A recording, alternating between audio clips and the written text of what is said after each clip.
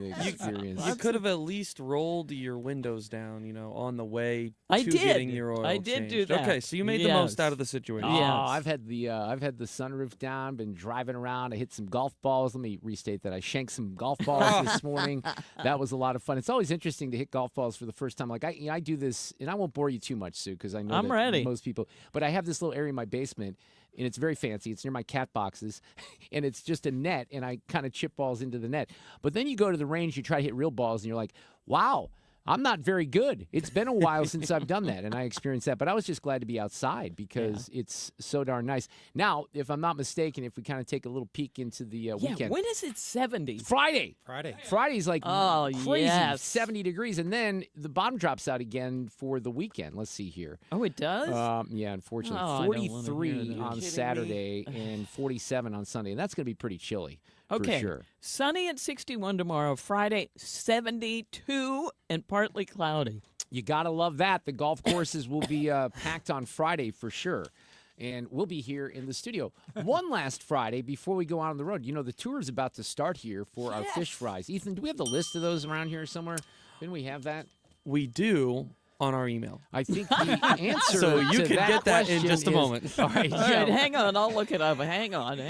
We're so prepared, right? But no, we're excited about this because we've done it. This will be, I think, year number 3 for the Fish Fry Fridays. We take the show out on the road, and everybody gets to be there. Ethan, you're going to be there as well, right? Because, or do you know? I don't know if maybe if you're super nice to Trisha, she can let me go to one of them. But I think I'm going to have to be here running the board because I'm, kind of tag teaming as I well with the Andy understand Fry that. show as well. Oh, is that why? Because Abby would always come with us, but Yes. apparently you're not as good as Abby, so I that guess means you that's got to the get case. I've stuff got here in it. the studio. I've got it. Are you ready? Here we go. March 7th, Holy Trinity Serbian Orthodox Church. That's in the city. 63104. Yeah. Welcome to the Knights of Columbus on the 14th. That's where, in though? Cottleville. Okay, we've been at that Cottleville We have location. It's a great location. Assumption Parish on Mattis Road in SoCo on March 21st. Never been to that one. That'll be good. That's And- in South County, yeah. The 28th, Queen of All Saints Catholic Church, 63129 on Christopher Drive.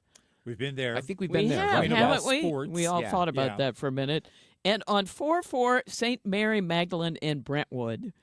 And then 411, Otis or Oats or Ott's Tavern, she said, not reading well, in One of those. Millstadt. Okay. That's in in Millstadt, the Illinois side. Yep. Right. So we're going. It's Ott's. We've never taken the tour. We've never taken the tour to Illinois. And when we're over there, we don't have to pay the earnings tax, right? If we're doing the show from over there. Isn't Right. that how it works? No, that's going to be fun. And I mentioned my daughter turns 10 years old on the 8th. I have a son that turns 25 on the 7th, the one in Chicago. But Alexa and her friends are planning to be at the Fish Fry next Friday. And I think there's an expectation that we might sing Happy Birthday to her. So just keep that in mind. We are barreling toward a weekend here for Reardon Roundtable this Friday. Jane will be on the panel. Donna Behringer, who's on the ballot next Tuesday in the city of St. Louis. And David Barklage, GOP consultant. Before we get into some stuff that I want to talk about here at the beginning of the show, let's sort of outline what's going to happen. I'm going to talk about Doge quite a bit here in the open, but Shawn Fleetwood, who writes at The Federalist, he's been a guest before. I like to keep things straight and honest on these topics. And the bottom line is that as much as I'm a fan of Doge and everything that's going on with the trimming, in order to really get down to the nitty-gritty and the fat, you're going to have to make more painful cuts to Medicaid, to Medicare, to Social Security. But Shawn will outline that. He's going to join us here in a few minutes. We have our friend Alex Rich from Y98 that is here on Wednesdays. He's going to join us. I got a couple of stories I haven't gotten to this week that I think you guys will enjoy. Ann Wagner, our congresswoman from Missouri's 2nd District, will be here in the 5 o'clock hour. And then Neetu Arnold, who is with the Manhattan Institute, wrote a piece about how left-wing activism has corrupted America's schools. And we have an audio cut of the day. Now, one of the big stories media-wise, because if there's one thing I know about the media, they love to talk about themselves, right? So, and look, I can do the same thing. I'm pretty good at that myself. But they made some changes yesterday at the White House with who's going to have these hard passes to cover the White House. And you would have thought that there was some sort of assassination that happened amongst the White House press corps, the way that people are reacting right now. So let's kind of put this into perspective a little bit. Now, you have to remember that this is a White House press corps that really hasn't done their job in the last 4 years at all. And they've left Joe Biden and Kamala Harris off the hook. It's really quite something. So, and I don't really understand, maybe I do, Jackie Heinrich at Fox. I think she's a fine reporter. She does some pretty good work. We've had Jackie soundbites that have been featured on a regular basis. But she's on the board of the White House Correspondents Association. So she's been going to bat very publicly on Twitter about this whole situation. Now, I'm going to double down on my opinion that this is the right move on the part of the White House, because this is the guy that is in charge up until I think yesterday, because he's taking a job at MSNBC, and we're going to get to some of the MSNBC changes. They laid off a good portion of Rachel Maddow's show and her staff. But this guy, Eugene Daniels, he's the president of the White House Correspondents Association.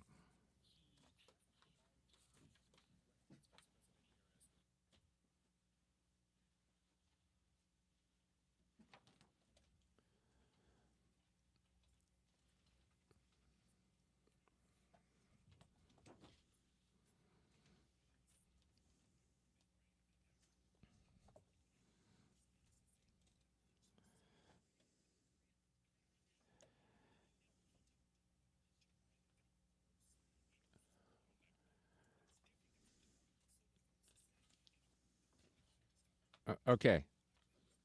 All right, so there's the race card. Now, the point of that soundbite is that this guy is anything but a straight down the line reporter who's asking questions of people in the White House. And this is a little club that the White House Press Association has. And if you're a cool kid, you get into the club. And if you're out on the outskirts there at some organization that is deemed right-wing hate, well, then you're not invited into the club. But this is such BS considering where we've come from. And, I'm gonna go back to the media is the enemy of the people line from Trump, because I firmly believe that the media is the enemy of the people. And you have all these reporters out there that are scrambling, and very few are being honest about what's occurred in the last few years leading into this. And we're going to share some audio on that here in a second. But even John Ziegler, my friend John Zig, is out on the West Coast. He kind of responded to this because Caitlin Collins talked about Eugene Daniels, the guy that I just played. And she said, this was yesterday, Eugene Daniels, White House Correspondents Association president, says White House moved to determine who is in the press pool instead of the White House Correspondents Association, which has done so for decades, suggests the government will choose the journalists who cover the president. And Caitlin Collins then went on to say, in a free country, leaders must not be able to choose. So Zig's response, and I completely agree, is, hey, if this privilege was so important, then maybe the White House Correspondents Association should have just actively covered up the mental decline of a president of their political party. And, I would agree with Zig that the lack of awareness on this stuff is quite stunning. So one of the political reporters that gets a lot of attention these days, just because he's got a podcast that's relatively popular, he's been calling balls and strikes on both Biden and Harris and Trump, I would say, relatively accurately, and that's Mark Halperin. Mark Halperin used to be at ABC News. I think he was at other, outlets as well. As I remember it, Fred, do you remember what it was? It was like he had some sort of Me Too thing or something that brought him out of the network, right? And he kind of emerged in the last, I would say, 16, 18 months as a guy who was pretty dependable out there. Not on the right, not on the left, but kind of, again, calling balls and strikes, not only on the campaigns, not only on the, the politics, but also on the media. So he does this podcast with a guy by the name of Mark Caputo. Mark Caputo used to work for Politico. I think he just took a job at Axios. And they had this conversation on the podcast about, this whole notion that the White House Press Association is all bent out of shape because they're no longer picking the people who cover the White House.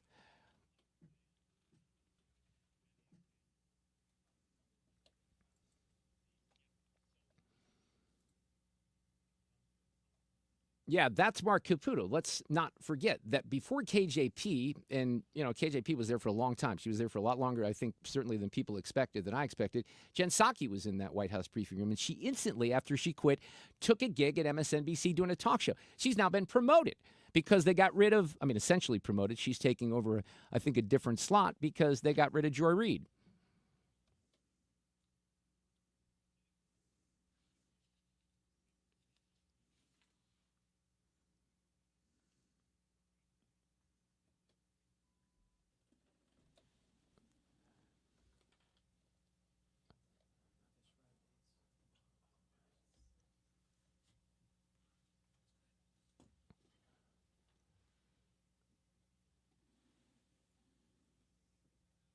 Yeah, so Caputo is, expressing a little anger here because he's gotten caught up in some of this.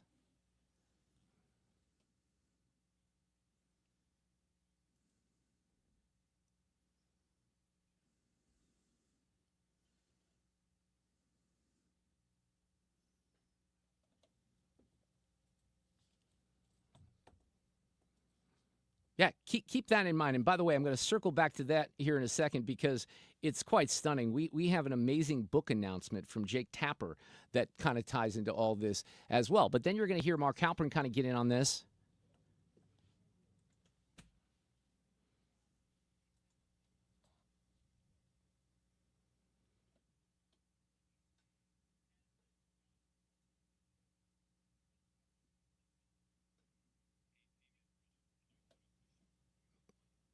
That's Halperin.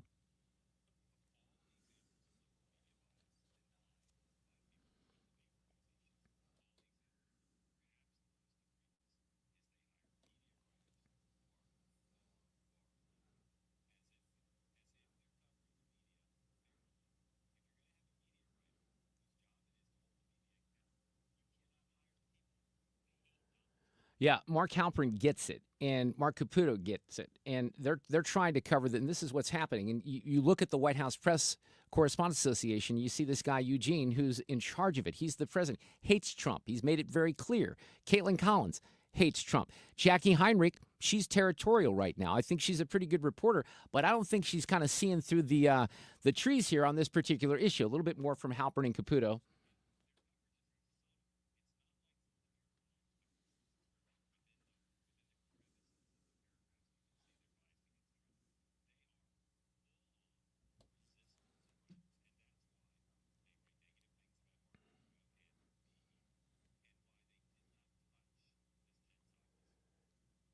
Yeah, and they don't touch a lot of stories. Now, keep in mind that with all the coverage of Doge, and it's going to be very interesting to see where the polling is on a lot of this here in the next few weeks, think about the lens with which everyone is getting their coverage on CNN and MSNBC from the activists that are writing the stories.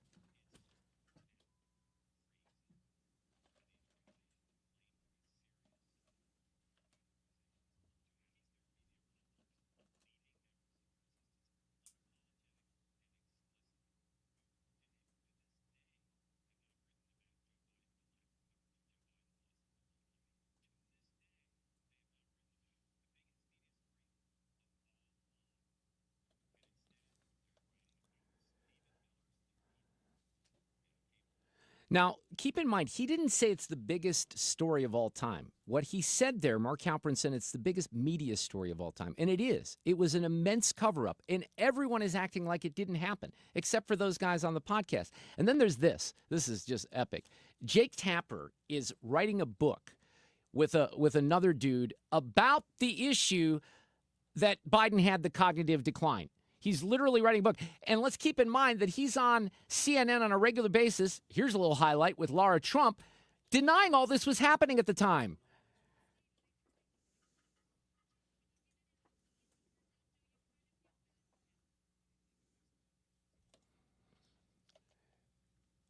Okay, so this is the whole stuttering thing, because this was one of the talking points from the Democrats. Oh, you're making fun of the way that Joe Biden speaks. It's just a stutter. It has nothing else to do with his brain not functioning.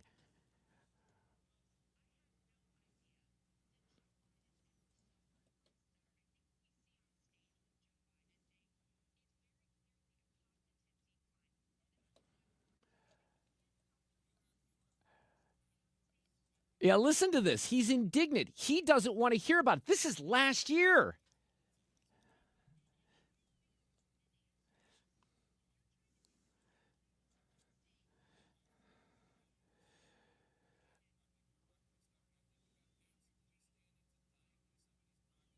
Okay, really? So let's bring that to today. Did you pay attention to what I said a couple of minutes ago? Jake Tapper and Alex Thompson from Axios. In defense of Alex Thompson, he's actually one of the few guys out there that pointed toward Biden's cognitive decline. So I'll say he's okay to write a book, but Jake Tapper writing a book called Original Sin, President Biden's Decline, Its Cover-Up, and His Disastrous Choice to Run Again. Are they going to feature that soundbite with Laura Trump? because they should.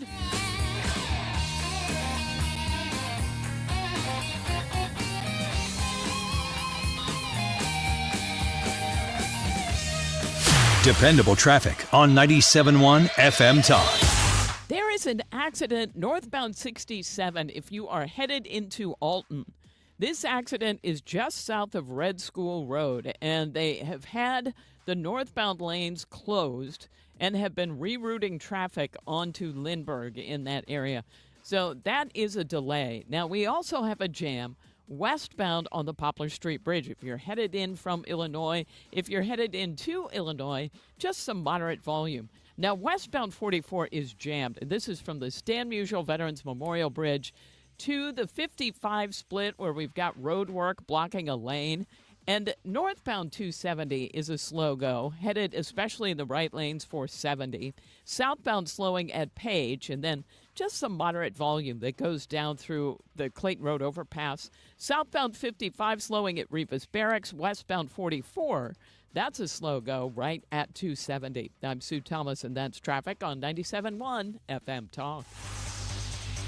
All right, here we are about to close out the month of February, and I still have a great offer from my friends at Zero Res. We're going to have another offer next week in the month of March. I'm going to tell you right now, it might not beat this one. So if you are interested in a great deal right off the bat, saving $100, 3 rooms starting at $119 and 1 room free. So that's your $100 savings. Book this week. At least make the call to Zero Res. You're going to save a bunch of money. $75 off your air duct cleaning package. Now, you can book online at ZeroResSTL.com, or you can call 314-474-2020. One of the great things is they have a lot of crews. They have awesome technicians. They can get into your home. And don't even worry if the weather turns a little cold, because I think a lot of people have it in their mind they need the windows open and fresh air to dry the carpets. The technology is awesome. If you get the carpets cleaned in the morning, by the time you get home from work, they're going to be dry. For the most part, they'll be dry. They do a great job. It's a smarter, lasting clean. Mention my name when you book the appointment. That's how you get the deal.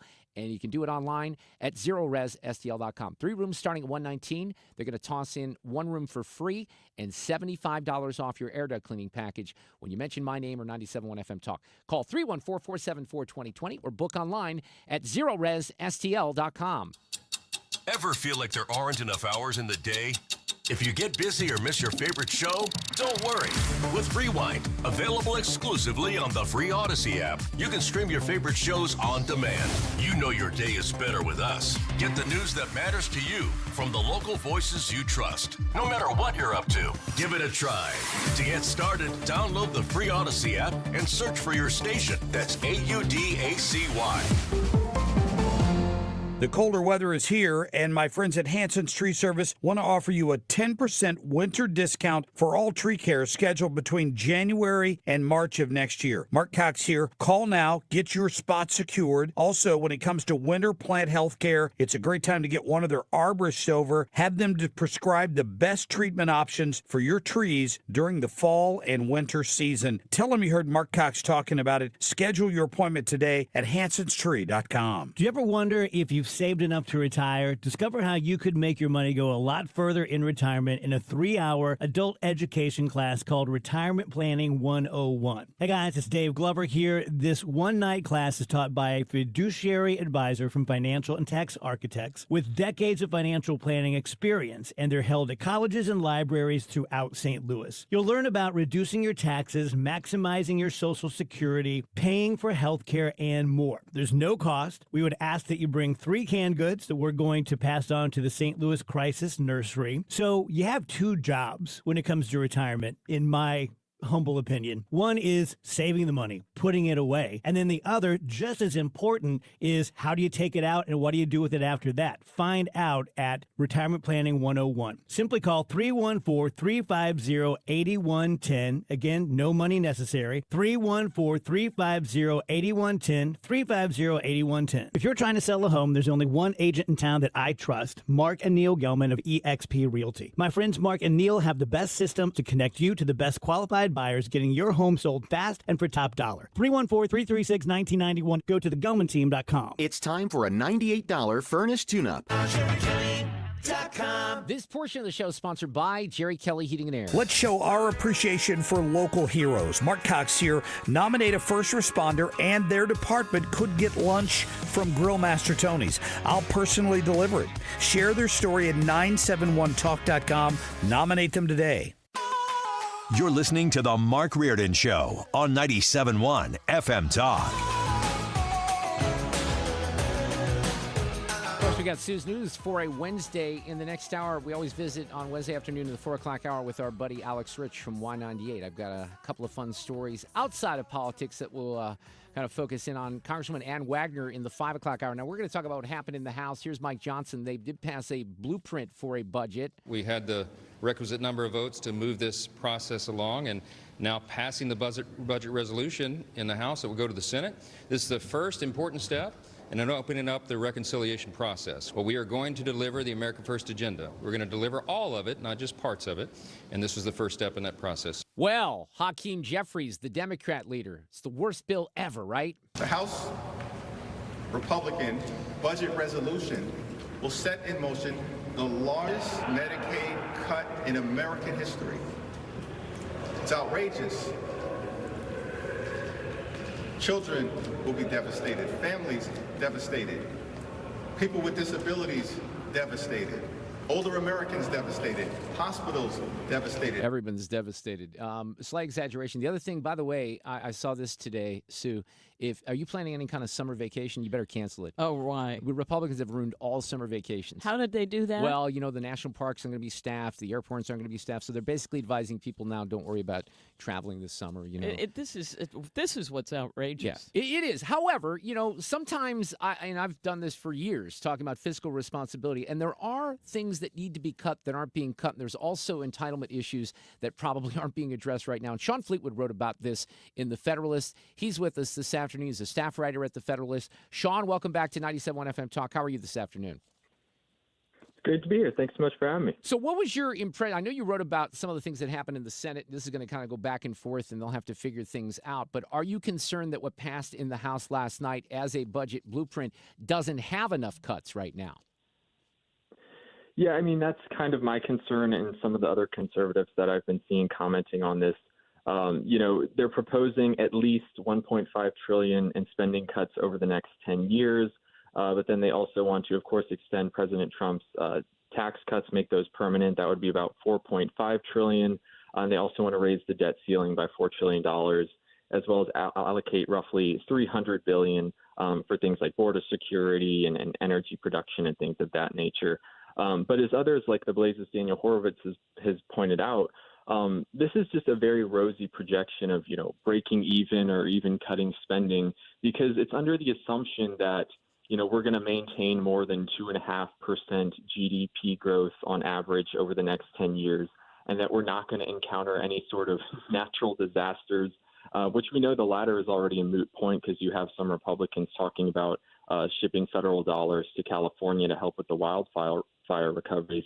So, as we head into this reconciliation process, I think voters have a very valid reason to be concerned that we're not going to see any sort of significant spending cuts that need to happen in order to drive down inflation. Yeah, and I have worries about that because I don't want this all to be cosmetic. I think a lot of things that are happening right now need to be exposed, and I'm fine with trimming some of the fat. But when you wrote about this, Shawn, you featured, and I think you even put a tweet in there from somebody highlighting Rand Paul's proposal because he wanted to cut spending by $1.5 trillion.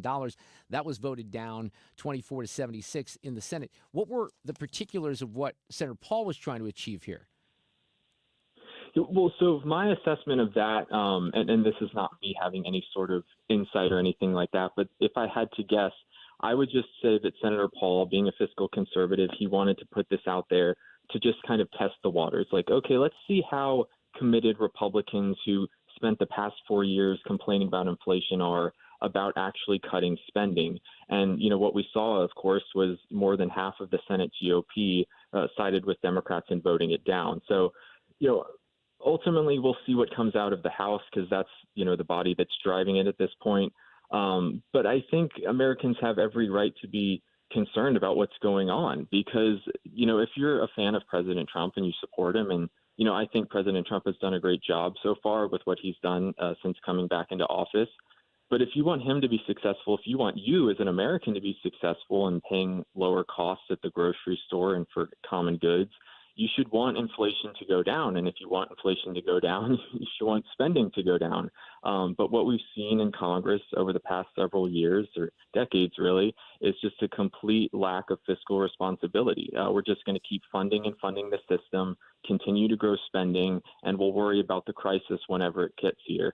We need to address this problem now. We can't just keep kicking it down the road. So while I agree with all that, by the way, Shawn, I've been, kind of preaching for years about some of the entitlement reform, and I would go back to even the first Bush administration. Well, the George W., not his dad, when there was an effort, and I don't know about you, but I think Social Security is manageable. There are fixes that we could implement that would at least help in that situation, but nobody has the courage to do that because they're all afraid of getting primaried with an ad that says throw granny off the cliff, like what happened to Paul Ryan. So Yeah. I don't know how you get serious conversations because, again, this is kind of fun right now. There's a lot of spending that we shouldn't be having the taxpayers fund. And I think we can agree on a lot of this, and 80% of the country agrees. But when it comes to the real slashing of budgets and the real effort to reduce, the size and scope of government, that's a lot tougher, and I wonder how many people have guts to do it.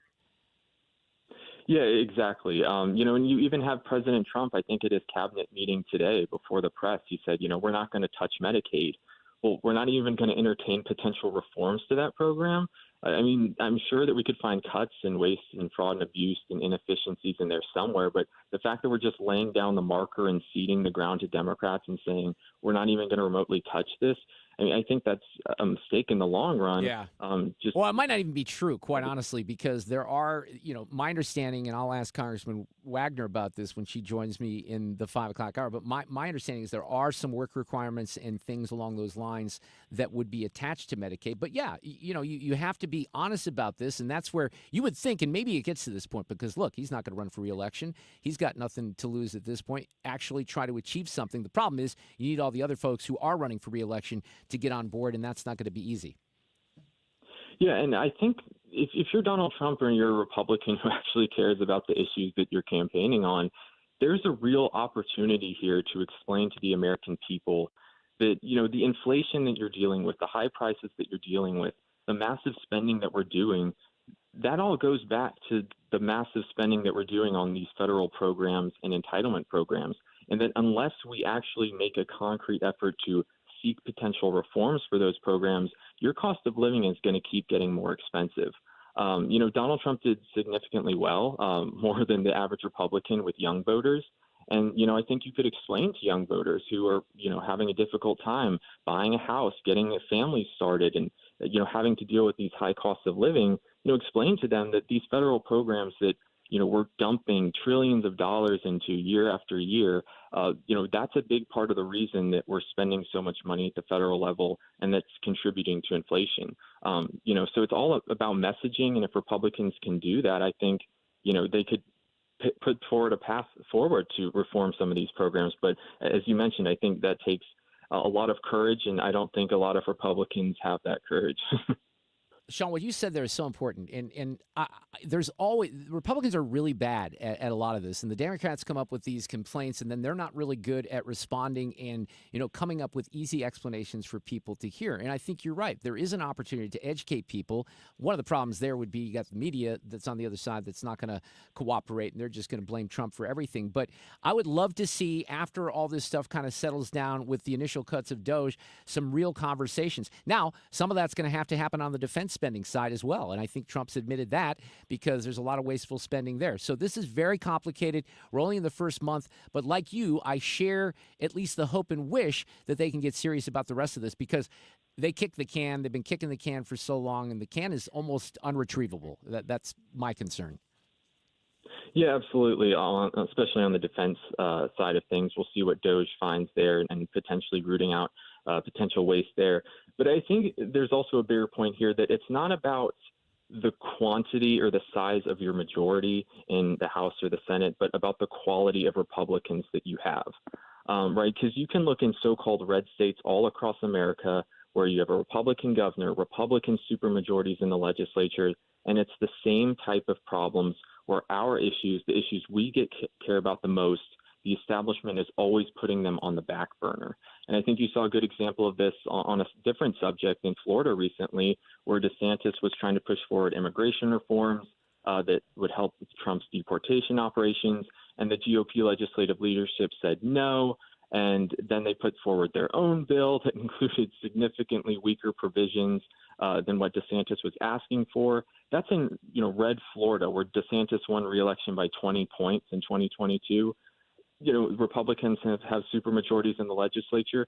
There's no excuse for that type of behavior, but that's just the commonality of what we see in red states across America and what we see in Congress as well. Yeah. It's just the quality of Republican is so bad.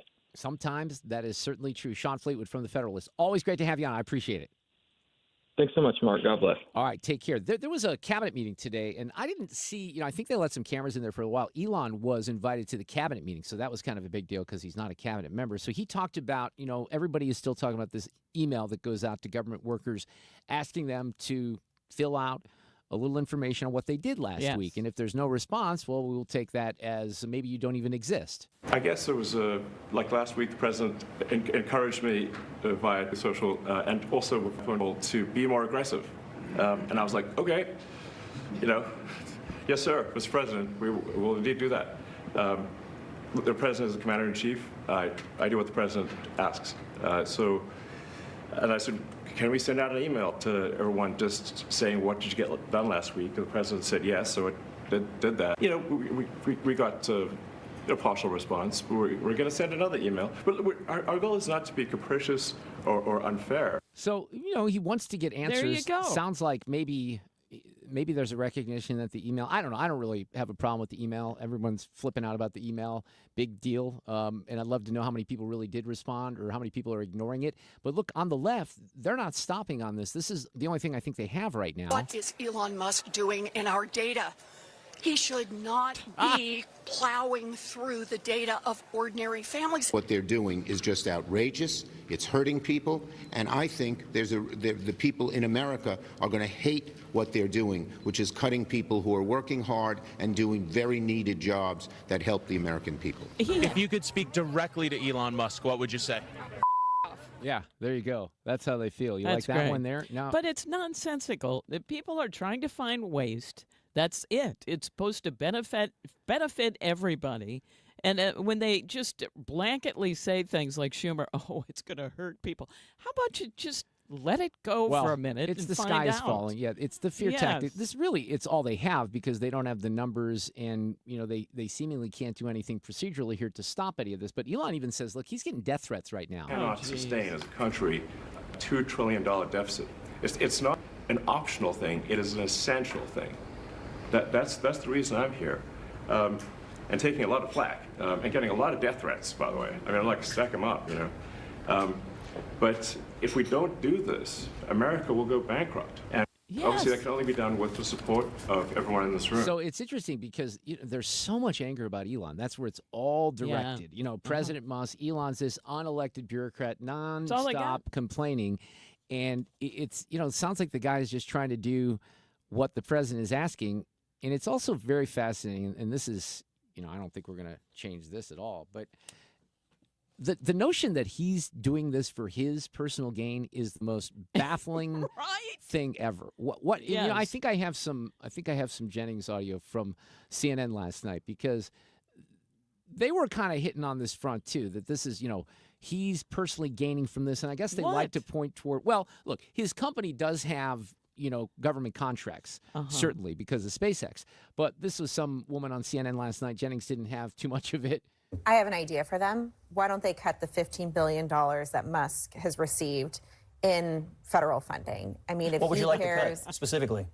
I would. Him rescuing our astronauts? Yeah, so that's a good question because, look, the spending that we're going after right now, that Musk is going after, that the president's going after, that the Republicans are going after, I mean, it's pretty, there's a fair amount of agreement. Like, I don't know, overwhelming majority of the country that thinks that kind of stuff should stop, right? So on the money for SpaceX, I don't know, do people feel that way? Yeah, there's a lot of money going to SpaceX, but they're contracting with the government. It's not about, no. Wait, no. He's not rescuing our. Hold on. So Elon's programs are fine, but everybody else's programs. No, she doesn't said matter she what said they she are, wants to just go cut him ahead out of and the cut government. He does a lot of important things. I'm just asking Yeah, what you want to get rid of. he is We need a placing- space program, I think. I don't think that anyone's saying, they're flipping this backwards. That was Abby Phillips in there as well. We are pointing toward, we collectively, Doge, Musk, Trump, me, we're specifically, like, we're telling you where the waste is. We're Yes. giving you sheets of paper. The list goes Yes. on and on and on, right? So we're not putting the $15 billion on there for SpaceX or whatever the number might be, not because we're trying to exclude Elon, but because that seemingly might be a little bit, just a little teensy-tiny more vindicated or justified than the drag show in Burma. I don't know. Yes. I'm just going to take a stab at that. But they don't see it that way at CNN at all. I'm not talking about a space program. I'm talking about how Elon Musk, the wealthiest person in the world, is in the federal government making decisions about grants and about funding whenever he benefits from those things. He has people in a number of government agencies, yes, it is true, including the FBI, in order to find ways to gain grants and to make more money. And are you okay with that? Is that something you're okay with? You're for cutting. You're for cutting, but you're not for cutting Musk. I think you're full of it. B, I'm not full of it. I have sources at the FBI. He provides all sorts of services to the government. Just a second. So you got to just think through this a little bit. The allegation there is that the motivation for Elon Musk is not at all to save money for the American taxpayers. No. It's not to, put the country in better fiscal shape. It's because he's worth $500 billion. He needs help to, in a sinister way, go behind the curtains and personally benefit himself with all these cuts. Make sure that everyone's cut, Correct. except for his companies. That's the mission and the goal of That's Doge. right. Yeah. Okay. Because he hasn't been successful on his own. I know. He needs a little help from the government, Yes. too. Just keep running with that, CNN. See how that works out for you. Shining just like diamonds do. I know that in time it could be yours. Dependable traffic on 97.1 FM Talk. Couple of issues. There's a serious accident northbound 67 just south of Red School Road. Now, that's kind of on your way to Alton, if that helps. Traffic has had to be diverted around it, and they've got the northbound lanes closed, and we've got a parking lot jam back through Lindbergh. So just avoid that area. That's a good bet. Also an accident northbound 270, and this one is just past Dorset. And they've had the left lanes blocked. Now, they shut down all lanes for a minute, but that has been reopened. But those left lanes were blocked. Oh, they just cleared that. So hopefully the jam behind that will thin out because we had heavy traffic that went back south of Page. Now, southbound traffic is a slow go approaching Olive. This is in pockets, and it's down through 44. Southbound 141 is lined up, and that's approaching Ladue Road through 6440. And if you are headed into Illinois, there is some moderate volume near Union Station. Westbound traffic on the bridge is a slow go. And we've got westbound 64 lined up near Kings Highway out through McCausland. I'm Sue Thomas, and that's traffic on 97.1 FM Talk.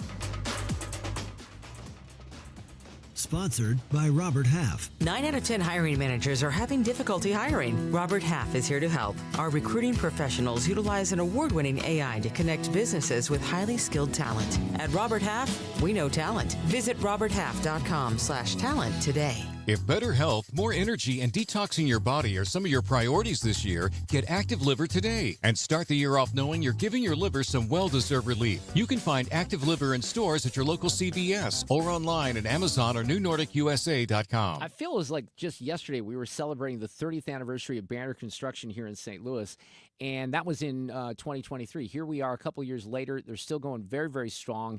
And if you need some help with some siding, like beautiful, great James Hardy fiber cement siding, which is the best on the planet right now, and of course Banner, proud to be St. Louis's premier elite James Hardy remodeler. If you need something like that, you want to turn to Banner right now. And these are big projects, so they would tell you and advise you to sit down with the team right now. It's a free design consultation. They come to your house, put it all together for you. They'll have a proposal, very easy to decipher, and then you make the call. And the Hardy product is really amazing, and they come in a variety of finishes, including select cedar mill, beaded cedar mill, and smooth. You have, staggered, straight edge, or scallop panels. They have vertical siding that includes finishes like cedar mill, smooth stucco, and Sierra. So they have options. And then the Artisan collection is thicker. It's probably a little bit more money, but you have choices, is my point, with Banner Construction and the team at James Hardie. If you need Pella windows, they can help you with those as well. BannerConstruction.com or call 314-569-1050. When you're approaching retirement, there are a lot of questions to answer. Do you have enough money to fund your income for life? How should you claim Social Security? And what's your plan for health care and long-term care? Hi, I'm Eric Robert, Director of Investments with the ClearPath Wealth Management Group at Stifel and host of On the Money Saturday mornings at 11 on 97.1 FM Talk. Don't leave your retirement to chance. It's crucial to understand and address relevant risks before you retire. Our team can help you get organized, guide you through critical retirement decisions, and create an investment portfolio designed around your needs. To schedule your free retirement plan consultation, go to clearpathinvesting.com. That's clearpathinvesting.com. Or call us at 636-695-2650. That's clearpathinvesting.com or 636-695-2650. Stifel Nicholas and Company Incorporated, member SIPC and NYSE. When you've been hurt in an accident, you need a law firm that wins. Onder wins. For over 100 years, Onder Law has been winning for St. Louis. With over $5 billion in negotiated settlements and over $300 million in verdicts, Onder wins. Voted best law firm by STL Today 2 years in a row, Onder wins. Whether it's settlements, verdicts, or awards, Onder wins. If you've been hurt in a car accident, trucking accident, or hurt on the job, Onder Law will get you the money you deserve. At Onder Law, winning is what we do. So when the stakes are high, Onder wins. Call us today for a free consultation. We don't get paid unless we win for you. Dial 314 or 6189-million. That's 314 or 6189, then all zeros. Or visit us online at onderwins.com. The choice of a lawyer is an important decision and should not be based solely on advertisements. Past results afford no guarantee of future results. Every case is different and must be judged on its own merits. The Mark Cox Morning Show. Thursday, she authored the Pfizer Papers, Pfizer's Crimes Against Humanity regarding COVID. We'll talk to Dr. Naomi Wolf at 8:08. The Mark Cox Morning Show, weekdays from 5 to 9, right here on 97.1 FM Talk. A little controversy for your afternoon. The Mark Reardon Show.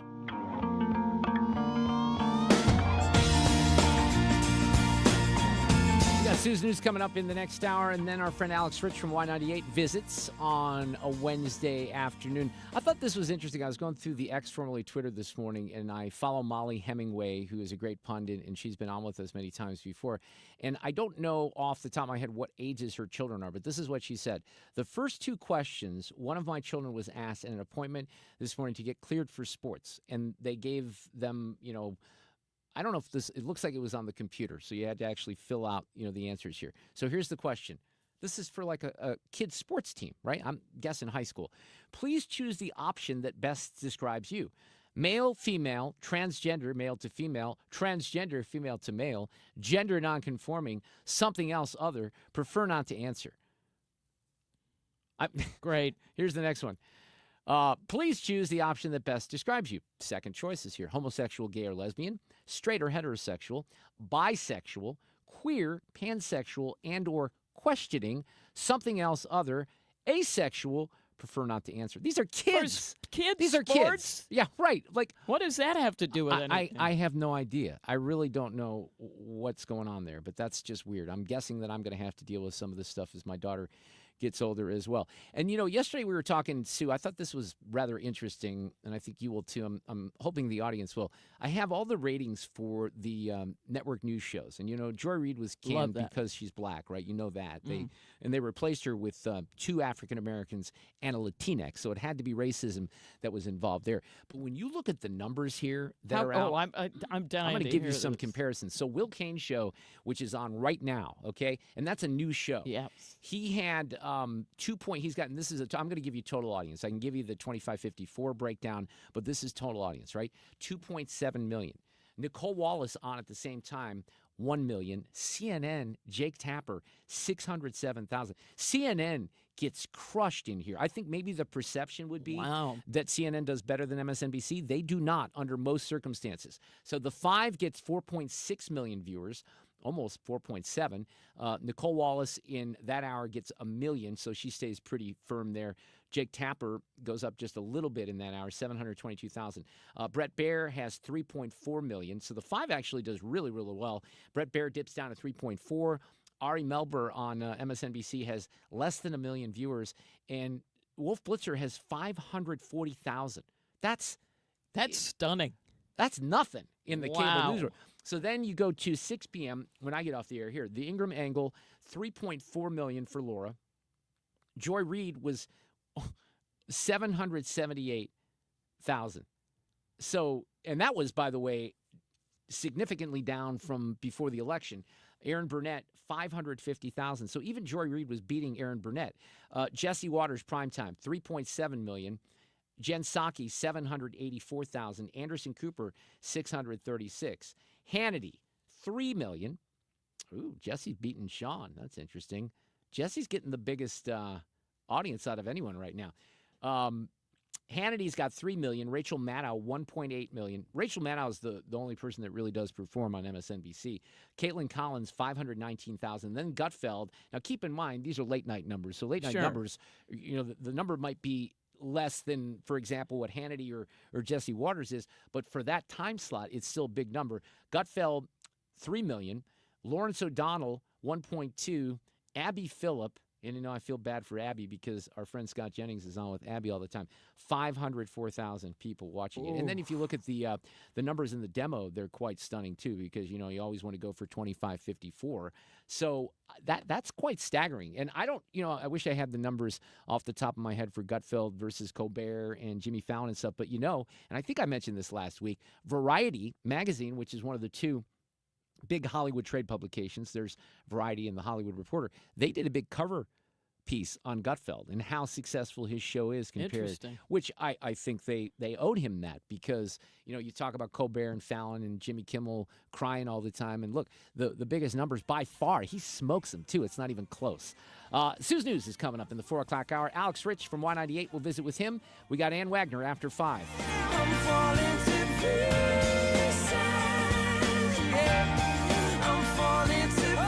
Catch anything you missed today by getting the show podcast at 971talk.com.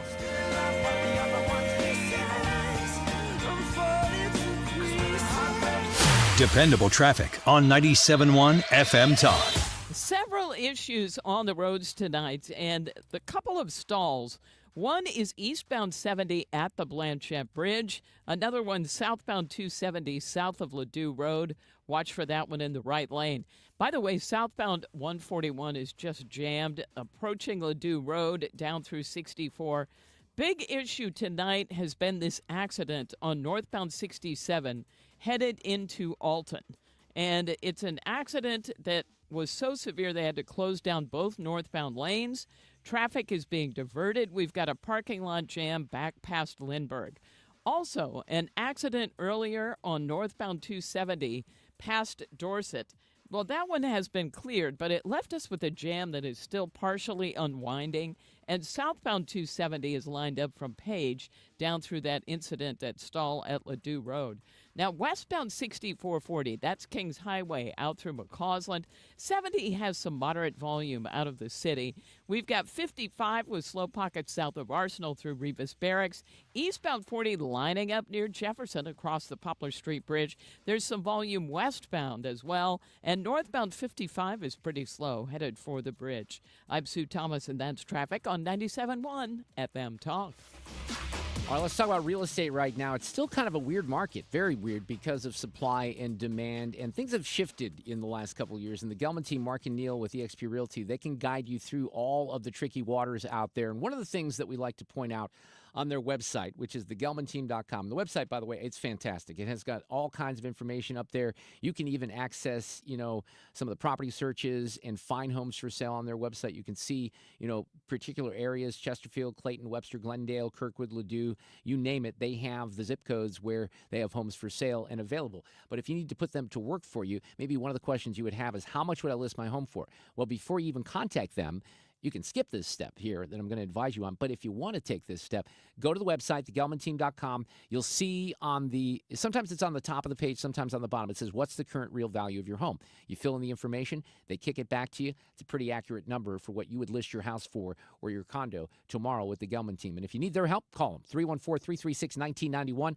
online at thegelmanteam.com. I want Brian Kilmeade here with a great announcement, especially everybody here at KFTK. St. Louis, I'm coming to you. March 22nd at the factory on stage. You're going to love this unscripted affair. It's going to be patriotic, inspirational, motivational. I'll go through all my books, give you the anecdotes inside Fox. We'll go over the news, the war on history, and the comeback of this guy, Donald Trump. Mark Reardon's going to join me on stage. Maybe some surprises in the lineup. But most of all, I want to see you. BrianKilmeade.com. Click on tickets. March 22nd at the factory. Have you ever been sitting around or driving like you're probably doing right now? Man, I think I need a new furnace or an air conditioner. Have you? I mean, I think about you thinking about it all the time. Regardless of what's going on right now with the economy and with these mandates and the prices going absolutely crazy, I would have to say, without a question, the best time to buy is actually right now. No gimmicks, no tricks. 5 years, no interest on a furnace and air conditioner. Get your prices, get your quotes, get your monthly payments, and then call me and buy now to where you can make your choice and you can still get the so-called inefficient models. Call me, Bart Inman, one easy number, Missouri and Illinois, 314-293-2600. Again, the easiest number, Missouri and Illinois, and your only number, 314-293-2600 or bartinman.com. Now, that is Bart with a B, Inman with an I.com. Hey, it's Mark Reardon. If you're nearing retirement or already retired, call my friends Thomas Helbig and Bob Kershaw with the Retirement Advisory Group. They'll show you how linking to the market is much safer than owning the market for your retirement savings. They're the official financial advisors of my show. Go to retirementkey.com. KFTK FM Florissant from the Kaufman Townsley St. Louis's Injury Lawyers Studio. Call 314-500-5000. That's 314-500-5000. All on the free Odyssey app. Blessing. Lisa Brady, Fox News. President Trump defending Elon Musk's government efficiency cuts, which keep prompting lawsuits and criticism from Democrats in Congress. I got elected based on taxes and based on many things in the border, but also based on balancing budgets and getting our country back into shape, and this is a big part of it. This during the first cabinet meeting today. Musk telling cabinet members he believes $1 trillion in federal spending can be saved, but that it requires saving $4 billion a day, every day, through the end of September. Musk says his DOGE team must work fast and concedes mistakes have been made. One of the things we accidentally canceled very briefly was Ebola, Ebola prevention. I think we all want Ebola prevention. So we restored the Ebola prevention immediately. The Trump administration is also preparing to drastically reduce the federal workforce, directing agency chiefs to develop reorganization plans by the middle of next month. Fox's Jared Halpern at the White House. During that cabinet meeting, Health Secretary Robert F. Kennedy Jr. telling reporters that measles outbreaks aren't unusual in the U.S. and that officials are monitoring an outbreak in Texas where one child has died. Now, this confirmed measles death is the first in the U.S. in a decade, according to the Texas Health Department. The school-aged child who was not vaccinated was hospitalized in Lubbock last week and tested positive for measles. This latest outbreak centered around West Texas is growing, with at least 124 cases identified since late January. The spread has jumped to neighboring New Mexico, and separately, Georgia announced 2 additional cases today. Since the 20th, measles cases have been reported in Alaska, California, New Jersey, New York, and Rhode Island. Fox's Alexandria Hoff. Agriculture Secretary Brooke Rollins has a plan to help lower egg prices. The avian flu has been catastrophic for our poultry, our egg farmers. So part of the plan is to boost supply by importing more eggs. America's listening to Fox News. If you're living with dry age-related macular degeneration or dry AMD, you may be at risk for developing geographic atrophy or GA. GA can be unpredictable and progress rapidly, leading to irreversible vision loss. Now there's something you can do to slow it down and get it going slower. Eye Izervay is proven to slow GA progression. Izervay gets GA going slower. Izervay or avacincaptad Pagel is a prescription eye injection used to treat GA. Don't take it if you have an infection or active swelling in or around your eye. Izervay can cause eye infection, retinal detachment, or increased risk of wet AMD. Izervay may temporarily increase eye pressure. Your vision may be impaired after an eye injection or exam. Don't delay. Ask your doctor about Izervay today. Izervay gets GA going slower. Visit Izervay.com. That's IZERVAY.com. Air Comfort Service, heating, cooling, and insulation, weather. It's been a spectacular weather afternoon, though a weak cool front has pushed by. The winds have turned to the northwest, so we're going down a little bit. Evening temperatures falling through the 50s, 38 for the overnight low, breezy and partly cloudy. Thursday, sunny, a little bit windy. It's cooler, 59 degrees. Thursday night, clear and chilly, 36. Friday, last day of the month, sunny, windy, and warm, 70 for the high on Friday. This is 97.1 FM Talk. Chief Meteorologist Dave Murray. I'm Chad Robison with your Money Now. Eli Lilly says it will invest at least $27 billion to build 4 new manufacturing sites in the U.S. as demand for its weight loss and diabetes injections soars and the company develops new treatments. The announcement brings Eli Lilly's total U.S. manufacturing investments to more than $50 billion. Shares of AppLovin fell 13% today as 2 short seller reports question the integrity of the company's AI-powered Axon advertising software, according to CNBC. Once a catalyst that helped drive the tech giant to become the top-performing tech share of 2024, the Axon model is now being called the House of Cards by one analyst. Stocks were mixed today on Wall Street, with the Dow falling 188, the S&P 500 grew by nearly a point, and the Nasdaq was up by 48. Crude oil futures for April under 69 a barrel. That's your Money Now. What does the future of mobility in Michigan sound like?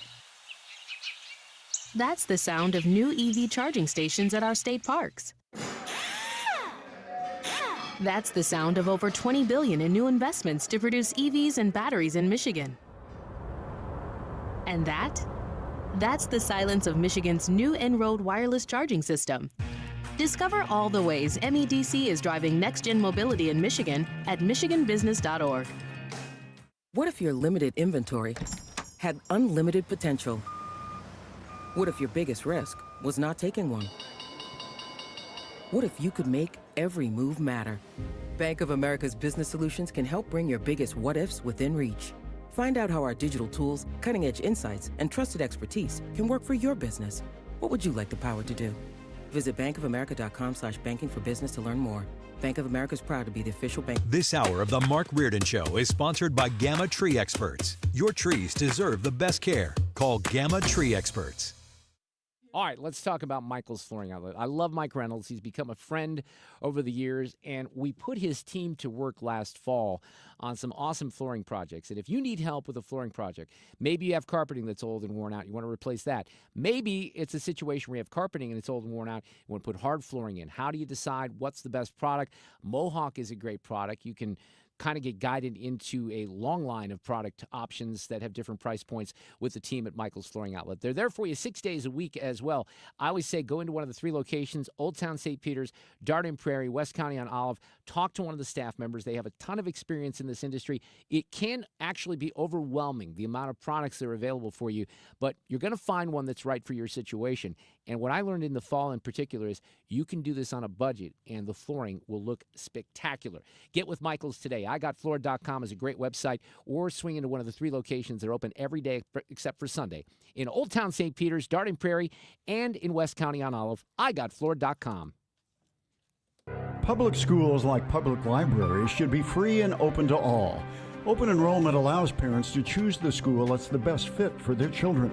Maybe another school has a wider curriculum, is bigger or smaller. Maybe a kid is being bullied and would be more comfortable at another school. 75% of parents favor open enrollment. Open enrollment programs now exist in 43 states, and Missouri should join them. Our next-door neighbor, Kansas, has one of the strongest open enrollment policies in the nation. Kansas parents are trusted with choices and options, while Missouri parents must move out of their home to change public schools. And it's a trend. Nationwide, the percentage of students going to their chosen public school has steadily increased. Assigning kids to schools based on their zip code is the old way. Open enrollment is a better way. Learn more at showmeinstitute.org. The Show Me Minute has been brought to you by Show Me Institute and Show Me Opportunity. We, without hesitation, recommend that anybody work with ThrottleNet. The experience will be as good as it's been for us, for anybody, because you'll get a true partnership and you'll be able to rest easy that you're going to get the service that you need while they're also doing all those things that you don't want to have to think about, that you don't want to have to worry about. They're always doing that in the background for you. Don't wait for your next IT crisis. If your business depends on technology, you need a partner that's got your back. Contact ThrottleNet.com to get a free IT evaluation and see how we can support your IT everything.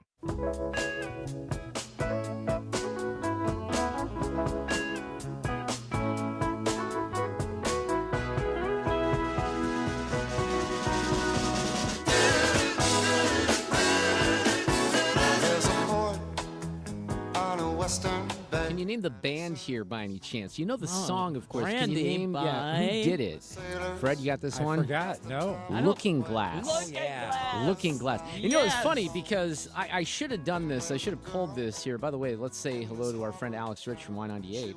How we doing? Good. How are you? I'm really great today. I got to spend some time outside. It was nice. Yeah, it was nice. Fred, the Hall of Famer, is here. Ethan Hannaford as well. So when I pulled that today, I will tell you, and Ethan can confirm, I had no looking glass that was in my... It's shocker. Right, but then the second song that came up was like a song called Jimmy Loves Marianne. Never heard of it. And let's see if I can just play it from the iPod here, or the iPad, not the iPod. I'm going back in time, all right, because it just was... It had actually a good intro. Let's see if you can hear it. Can you hear that? Yeah, I can. Quite well, but It's catchy. I don't remember that. No, I don't remember it either. No. But Sounds it had like a good, on-hold music. It had a good does. intro. I like It does it. Had kinda a good sound intro, like so that. I almost used that one, but we used Brandy. So She's a fine girl. we're going to get into Sue's news, and I got some other stories I want to share. She is a fine girl, though. But I don't know if you heard about this lawmaker from Wentzville that tested the suicide hotline. Are you into this story? Have you heard No. about this? Alex, have you heard about this? I have not. Okay, so I don't know what to make of this. And we're going to send this out to the group. Fred, are you aware of this story? No, I'm not. All right, this is about State Rep Tricia Burns, who's a Republican from Wentzville. And they have this suicide hotline deal that is 988. So if you dial 988, that's a suicide hotline, right? So Wait, is that just for that area, I it's guess? for the state. Oh, for the for whole the state. state. Yeah. So there's I guess we have this set up. So what she did is she sent a series of text messages to the hotline last week because she's trying to formulate legislation to change how the system responds to people in crisis. So she says that she wanted to expose the automated responses that people receive, but now because she sent messages from her phone as a test, she's under criminal investigation. The story that's in our local paper says that Capitol Police haven't really said a whole lot about this, but why would that be criminal? I Well, don't get it. Okay, I'm going to explain that It's to you. kind of like because- calling 911 and not really having like an a emergency, false- maybe. I Yeah? got Right. Gotcha. Yeah, exactly. So in a message that she sent last week, she wrote, "I'm really sad and I have no hope to live." In the response to the message, she gets a series of automated prompts, including a link to a survey. After responding to those messages, she sends a follow-up. "I have a gun to my head." Oh. In another text, she wrote, "I'm suicidal with a gun to my head." So the incident log apparently shows that police received a report from St. Louis police at 11:12 a.m. about a 988 crisis line tip. Police pinged the texter's phone, which was her. It showed that the text came from the north side of the state Capitol building. Dispatchers were able to get her on the phone. In the call, she told police she was doing a test of the dependability of the 988 system. In another call, she told... an operator told her that law enforcement had a lot of resources working on this and that this was concerning. So she was trying to test how effective it was, and now she's gotten herself into trouble. So I guess they're going to go after her because of resources. She claims, "I didn't do anything wrong. I was testing 988." Under the guidance of 988, the legislation that she is writing up would require the crisis counselors to ask a set of questions at the start of every text or call. So I don't even know what to think about this, because how else would you kind of do a test? The only thing I Exactly. can think of is maybe you alert if you're a state lawmaker, you alert the authorities, hey, I'm going to test this out just so you know. Maybe there was a way to communicate that. I don't know. That's the only thing I can think of. Because what she says is, and I think there's a valid point. I understand how maybe there's a resources issue, certainly. But I also think there's a pretty valid point on the part of the lawmaker. She goes, the responses I received were cold, robotic, and appeared to come from AI chatbots rather than trained crisis counselors. This is unacceptable. If someone in immediate distress were to reach out expecting real help, they might not get it, and that could cost lives. There might be a valid point there. Now, did she do this a little backwards, and maybe should she have followed a different procedure? Yeah. Maybe. Yeah. But I would hope that in this particular instance, they would not pursue charges, and maybe there's a lesson learned for doing things different the next time. All right, let's do Sue's News this afternoon. These allegations are deeply concerning. Does the president have any comment? We're not going to comment. It's not clear messaging. No. And now, Sue's News. Brought to you by Sue. On this day in history, we do this every year because Mark doesn't really like it, but I do it anyway, because 40 years ago today in 1985, at the 27th Grammy Awards, Bruce Springsteen won his first Grammy for this song. Seen Bruce Springsteen and the E Street Band round about 45 to 50 times. That many? Oh, yeah. Oh, yeah. Well, and they all haven't been full band shows. Some of them E Street Band, but he's done a lot of solo stuff. Still, it's impressive. I've heard this song more than I ever want to hear this song. It is arguably my least favorite Bruce Springsteen song. That is why you can't stand it. And every time I hear it in concert, and then sometimes it's fun because little kids go up on stage and stuff like that. Oh, they do fun.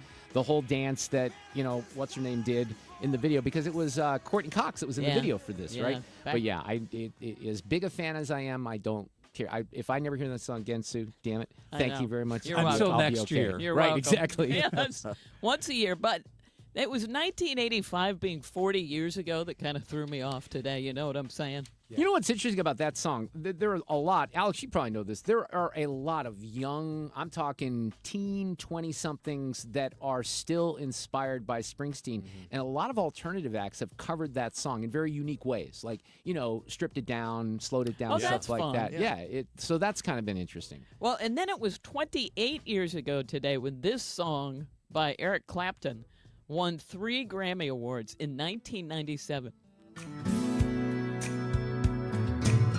If I can reach the stars.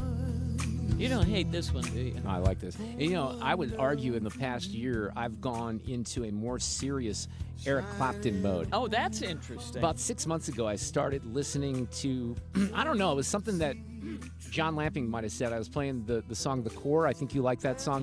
That's off Slow Hand. But I just started digging into the catalog a little bit more because I love Clapton. I always have. Backlist was one of the first records I ever bought. Wow. Which was from 75 or 76. Well, he won 3 Grammys for this in 1997, including Record of the Year and Best Male Pop Vocal.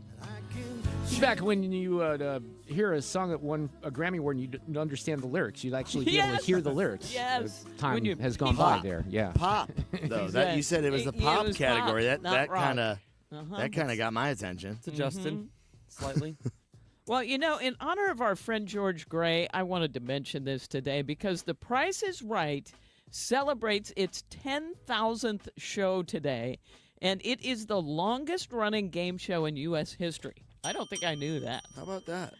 They're giving away $90,000 today on the thing. And here's our buddy George Gray, and we've even got Drew Carey in this bite, just talking about the show. Come on down to the 10,000th episode of The Price is Right.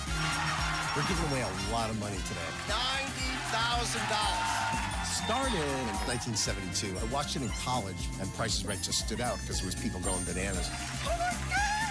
It's a really good cross-section of America. We've had over 75,000 people hauled on down. We've given away over $300 million in cash and prizes. It's been one of the best experiences in my professional life. No matter how my day is, as soon as I get the price right, walk through the door, it all goes away. That's amazing. Isn't that cool? I was glad to hear George in there. And, Yes. I think we can all, if we're a certain age, I remember being a kid, this would be in... Maybe, I can't believe that the show started in 72 because I remember 73, 74, 75 watching that show with my grandma in particular. My gosh. And, knowing about The Price is Right. And, of course, George, for people who don't know, is the modern day Johnny Olson. Yep. There's only been 3 permanent voices on The Price is Right. He's the third, and he's a St. Louis guy. He has strong roots here. His mom, Mama May, lives here. He says hello to Mama May every day on the show, and he'll probably be in town here pretty soon to visit with us and play a little game he calls The Price is Wrong on this show. So we're hoping that he'll come back in town soon. Hopefully during one of our Fish Fry Fridays. That's that would what be we're good, hoping for. Fred. We did that live a couple years ago, so I'm still waiting. He wants to come in for Kill Meat as well because he's interested in that. So I've got a ticket for him, but we're waiting on some travel plans. Oh, all right. Okay, this story is nuts, and I bring it up because it is nuts, but also because for Fred, it has a turlet in it. Okay, the trial began yesterday for 3 men accused of stealing a 200-pound functioning golden toilet from an art exhibit in England. Have you heard this story? No. The toilet is a satirical art piece created by a provocative Italian artist, Maurizio Catalan, in 2016. Now, it's satirical because he titled it America, and it's a golden toilet. Anyway, the turlet went from the Guggenheim in New York City to Blenheim Palace in southern England, where Churchill was born. And here's what happened. The men, 5 originally, and 1 apparently has confessed, crashed through the wooden gates of the place in 2 stolen vehicles at 5 a.m. in 2019 carrying sledgehammers. They broke a window, got in there, and in 5 minutes stole the toilet. And they used the sledgehammers because it really was an active toilet. So I don't know if they shut off the water, but they hammered everything and took it out, got out in 5 minutes. They had to dismantle it, but it was quite the heist. The toilet has not been recovered. It was made of 18-karat gold. I'm watching the surveillance video. They just released the surveillance video from 2019, and you can see them driving the cars through the gates of the palace. Yes. And then they're carrying the gold toilet, and they load it in it looks like a little Ford Fiesta or something like that. How long did they do it? You said 18 minutes? It took them 5 minutes. 5 minutes? I gotta be honest, I don't think that I could steal my own toilet in 5 minutes. Well, I don't you'd know have that I to could get it out. unhook. Yeah, that's what I'm saying. I don't think I could do it in 5 minutes. It was pretty efficient. Here's the funny thing. I'm watching the end of the surveillance tape, and you can literally see the car pulling away, and there's one dude running after him. Yes! Like 200 Don't yards forget behind me. him. But, yeah, that's interesting. They sent one of the guys in to do some recognizance, and they have him on videotape, taking pictures of how to get in and all the rest of it. So that's how he got busted. But now they've got the other 3. Yes, the golden turlet. But can I ask a question? Maybe you covered Yes. this. Like, the toilet is some sort of symbol about America? I guess so, and Okay. it's functioning and whatever, Whatever But is it's right. golden? And they think it's 18 karat. Yeah. And they don't. I think it's 75% of that thing was actual real gold. So they figure they How just much is melted it worth? down. Do we know? Yeah, $6 million. Here's what the message is. What would the world do without toilets? Yeah. What would the world do without America? Here's what I'd say, though, about the whole English thing. Oh, you English are so superior. That's right. That's how I feel about it. All right, I have sound for this because it amused me. I love it when crime is foiled. And there was a karate instructor who took down a purse snatcher in Philadelphia last Thursday. This woman was outside. She's yelling for help. He runs out, chased the guy down, gave him one hard kick to the leg, and the guy dropped the bag and ran off. Here are the women talking about it. And I'm just screaming bloody murder like a complete lunatic, like, stop him, stop him, stop him, help, help, help, to anyone around. I caught up with him, and then I gave him a kick on the leg. As I got him a kick on the leg, he dropped the bag and stumbled, and then he kept running away. Literally out of nowhere, like a ninja, this guy appears like a ninja, and he's like, here you go. And I'm like, what the hell? Like, is this happening? He is an amazing human. I would do it in a heartbeat again. How did we miss that story? That's I don't amazing. know, but I love it. I love that it is too. really good. I wish that one was on video. It kicks him in the leg. Yeah, we don't have the video of the actual incident, though, I don't right? think so. That's No, nice. I don't think so. Well, a poll on what America's perfect day would look like found that we'd sleep for 7 hours. I would take more. Would you not sleep more than 7? 8 would be good. Thank you, Fred. Oh, yeah, 8 would be good. Ethan? At least 8. Yeah, I would say at 8 least to for 9, you. yes. Mark. I'll take 7. If I Really? get 7, I'm thrilled. Oh. Yes. But it's your perfect day. Wouldn't you take 8 for your perfect day? I'd want to get up a little early to get on the golf course, I think. So maybe just Sure. 7 All 7 right, hours. that's What fair. can I say? Well, we haven't said about the weather. It could be dead of winter. Well, we'd look, and then they say we'd also take a 40-minute nap, eat for 2 hours, watch over 3 hours of television, spend an hour hanging with the pets, an hour and 18 minutes listening to music, and all of people who exist. The average person expects to only have 16 perfect days in 2025. I'm not sure we get that many. I have higher 16 expectations days for my like that. perfect Do days. I ya? don't know about you guys. Yeah, I do too. I feel like that's That's a good day. Don't get me wrong. It seems like That's lot of. That's a Saturday. Yeah, How many hours of television were in there? 3. Yeah, that's not No.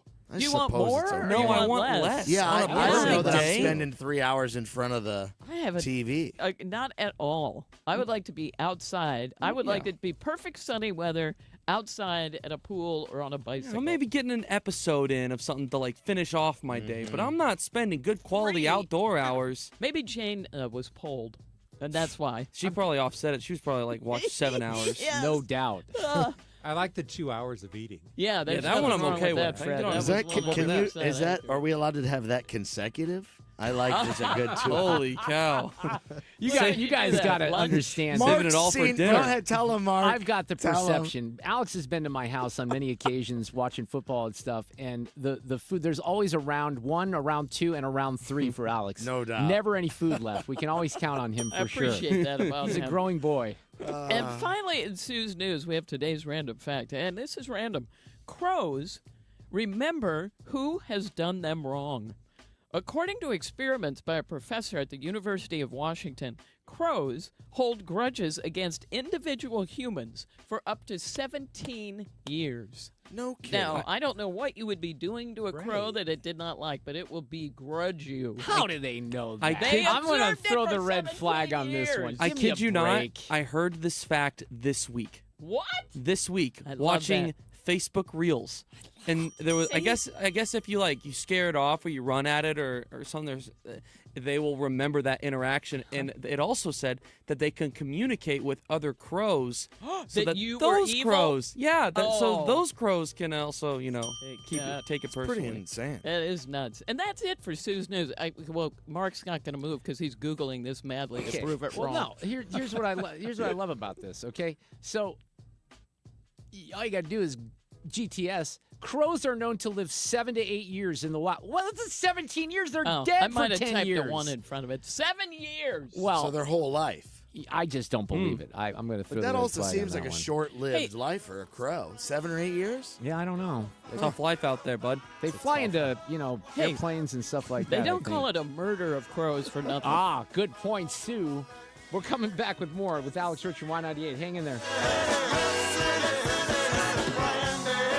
Dependable traffic on 97.1 FM Talk. On the roads, we've had some issues this afternoon, and if you are a person who usually takes northbound 67 on up into the Alton area, we've got problems. There was a serious accident there, and this is before you get to 94. Traffic is being diverted, and it is just a mess through there. Just avoid it if you can. Also, on 141 southbound, really near Ladue Road, there was an accident, and we already had slow-moving traffic approaching Ladue Road down through 64. Southbound 270, slow pockets, and that's from Page down through Doherty Ferry, and then moderate volume headed down toward 21. Eastbound 44 is jammed, headed for 55 and the Poplar Street Bridge. Southbound 55, slow pockets south of Arsenal through Revis Barracks. And westbound 64 lines up approaching Kings Highway out past McCausland. There is an accident westbound on 70 headed for the Stan Musial Veterans Memorial Bridge. That's causing a jam, and we've got slow-moving traffic both directions on the Poplar with eastbound 40 lining up approaching Jefferson. I'm Sue Thomas with traffic. This report is brought to you by Overhead Door Company of St. Louis. 99 years. That's how long Overhead Door Company of St. Louis has been repairing and replacing garage doors for savvy homeowners. For same-day garage door repair 24/7, call Overhead Door Company of St. Louis or schedule online overheaddoorstlewis.com. That's overheaddoorstlewis.com. I'm Sue Thomas, and that's traffic on 97.1 FM Talk. In the wild, Sue, crows have been known to live for 16 years. This is from the Missouri Department of Conservation. A captive crow lived to be 59. What? Wow. The earliest they breed is at age 2, but more often at age 4. Everything you wanted to know about the American crow, but we're afraid to ask, right here on the Mark Reardon Show. There you go. Do you ever wonder if you have saved enough money to retire? I think everybody has at one point or another. Obviously, the older you get, the more you think about it. Well, there's a way that you can make your money go a lot further in retirement. And I like to understand things before I get involved. And that's what this is. It's a 3-hour adult education class called Retirement Planning 101. And it's one night. It's taught by a fiduciary advisor from Financial and Tax Architects. And they hold these at colleges and libraries throughout St. Louis. You'll learn everything you need to know: how to maximize your Social Security, when to take it, how to keep your taxes down. It's free, but they ask that you bring 3 canned goods for a St. Louis Crisis Nursery. There are some openings for classes this month and next. Just register by calling 314-947-2012. That's 314-947-2012. Just get educated about your retirement money. Being first in line can be very important to homeowners. First in line for the plumber, first in line for the HVAC guy, first in line for Banner Construction. It's Banner Construction's winter home event, and you can be first in line this spring and save before the annual price increases. Banner Construction is a James Hardy and Pella window replacement specialist, and now is the best time to schedule a free in-home consultation with no obligation. Call 314-569-1050 or see them online and have a banner day. A lot of people, when they come in, they'll say, "This is my last hope." The next step is getting them in the right arch supports. Our goal is to have that long-term change for them, to see someone that is in pain. I change things for them. See how we can help you with a free fitting at the Good Feet store. Hey guys, Glover here for my friends Mark and Neil Gelman from the Gelman team of eXp Realty. If you want immediate cash for your home or to see what your home is actually worth in today's market, find out for free from the local experts. 314-336-1991. Go to thegelmanteam.com. After almost 30 years, Lacefield Music is closing their location at South County Mall forever,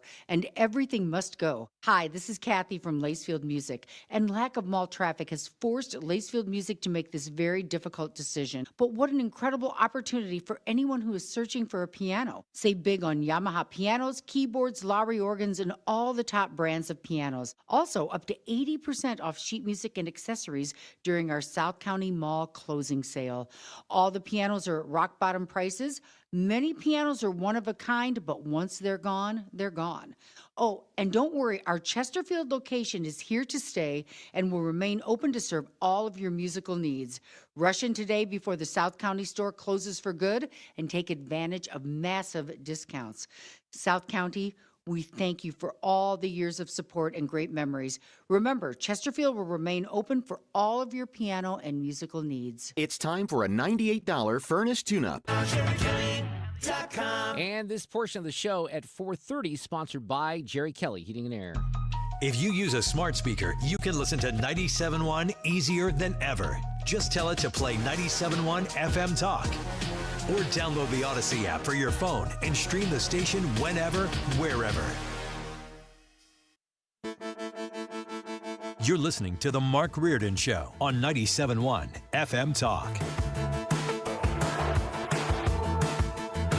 Congresswoman Ann Wagner, after 5 o'clock, talking about the spending blueprint that was passed in the House last night. We'll talk some Doge with her as well. Alex Rich from Y98 joins us in the studio on Wednesdays. Sue is here.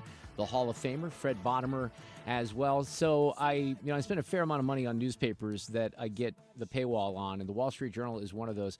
And I really think I get my money's worth in the Wall Street Journal. I think it's $38 a month or something ridiculous like that.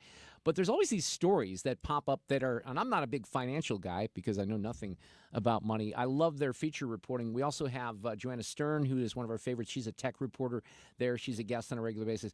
So the other morning, I open up the Wall Street Journal, and there's a headline that says, it was a good headline, "The missing $25 gift card that's rocking the Hamptons. Mystery has prompted a disciplinary trial with 1,400 pages of testimony and derailed a school principal's career, and 38 surveillance cameras are involved here." So I'm like, I got to go down this rabbit hole, right? So this is in Amagansett, and I don't know this area, but it's kind of fancy out there in the Hamptons. And on Friday, December 15th, this goes back to 2023, all right? This goes back a little bit, 8:37 a.m.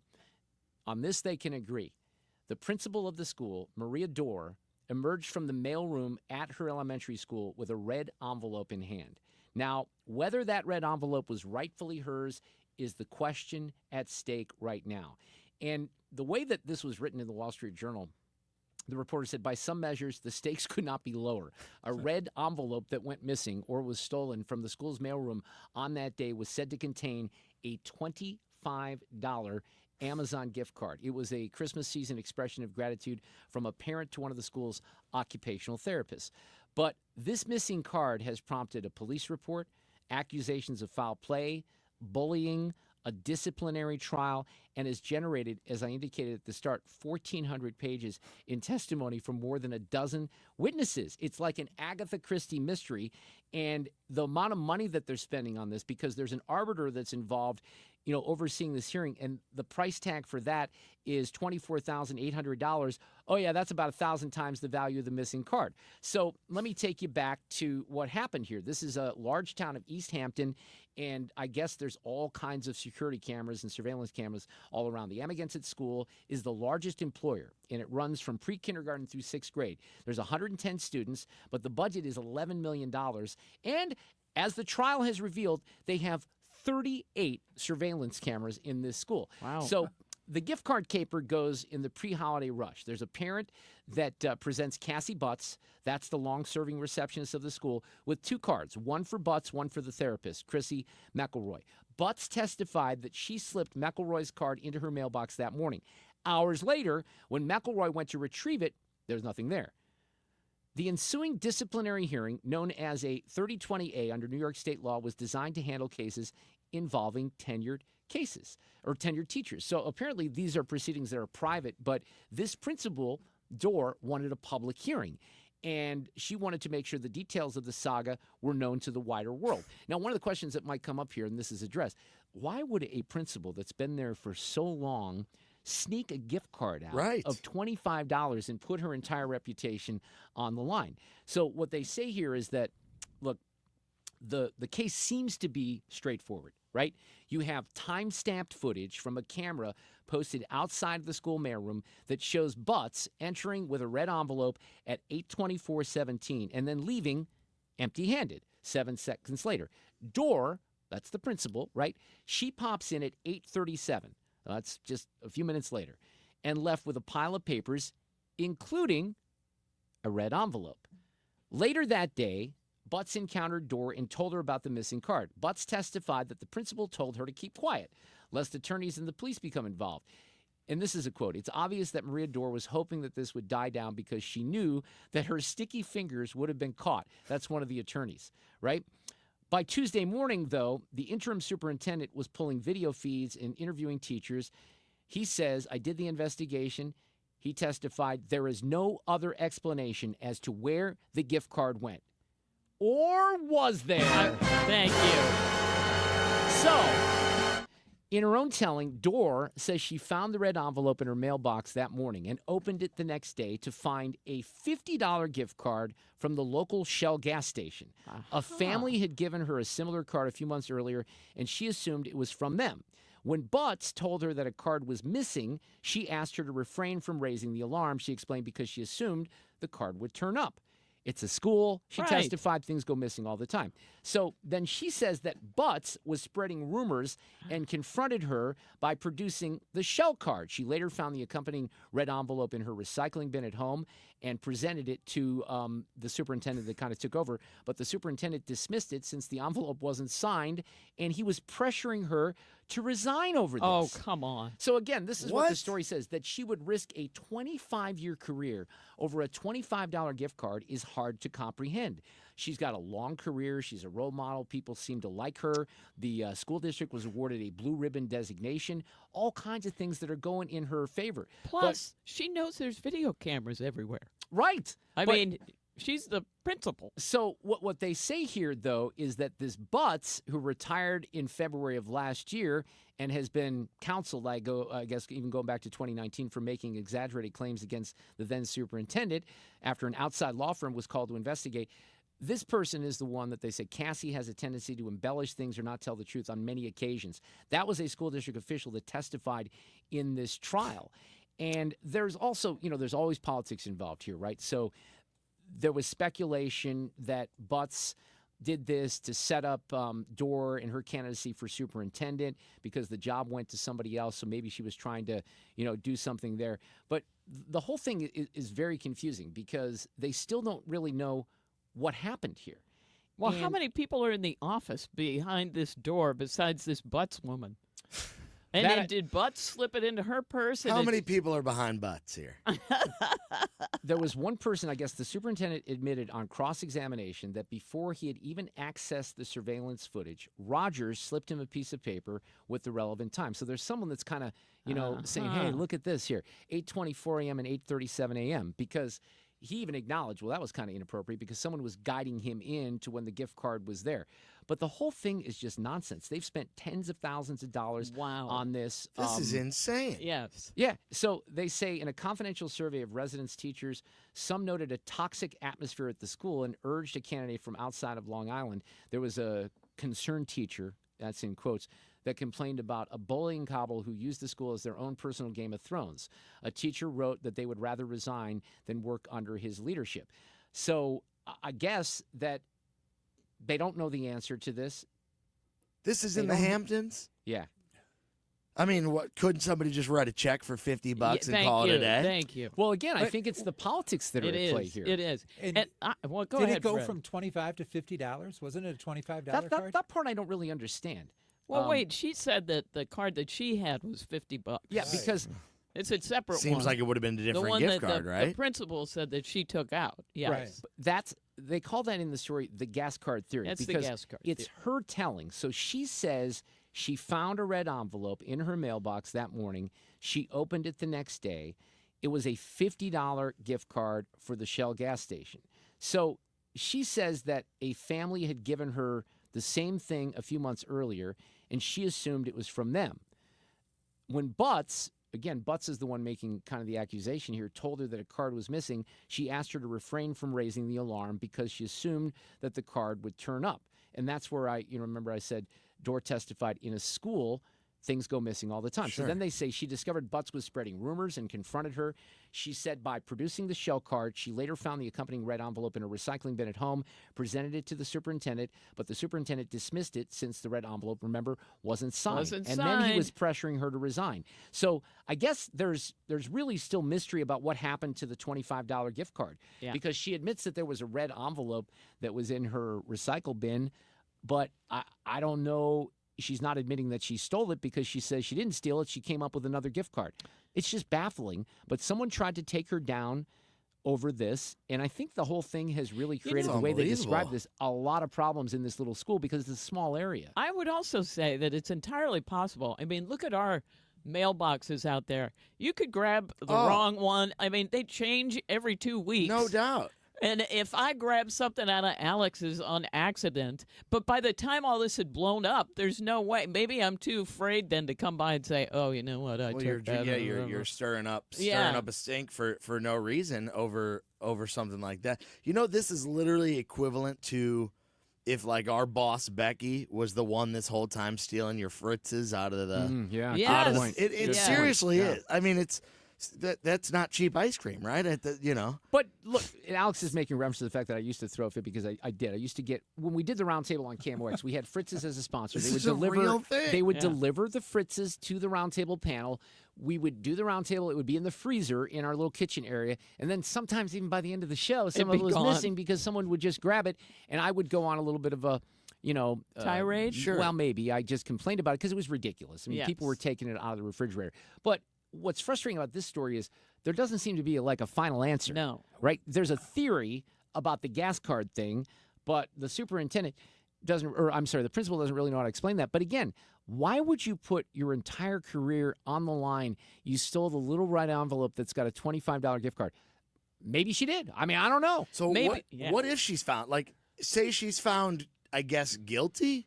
What's the outcome of this? Well, my question is, who's complaining originally? The person that didn't get the gift card? That's a good question. Good question, And Fred. if they've got an $11 million budget, don't you think that they could just pay out $25 gift cards to everyone involved? You're right. It sounds and like say we're done with it. The person, just to be clear here, because there's an answer to some of these questions. So the parent gave the gift card to someone named Cassie Butts. Cassie Butts is the long-serving receptionist, right? Mm-hmm. There was one for her, one for the therapist, Chrissy McElroy. Right. Butts testified that she slipped McElroy's card into her mailbox that morning. Hours later, when McElroy tried to receive it, there was nothing there. So there were 2 gift cards, and what the story alleges is that Butts, she's the receptionist, was politically trying to take down the principal because she was vying to be superintendent. So the allegation here, and without better an explanation, I don't know where else we can go, is that she did this and, made the allegation because of that. But keep in mind, there is video that shows her walking out with the a red How envelope. did she even tell?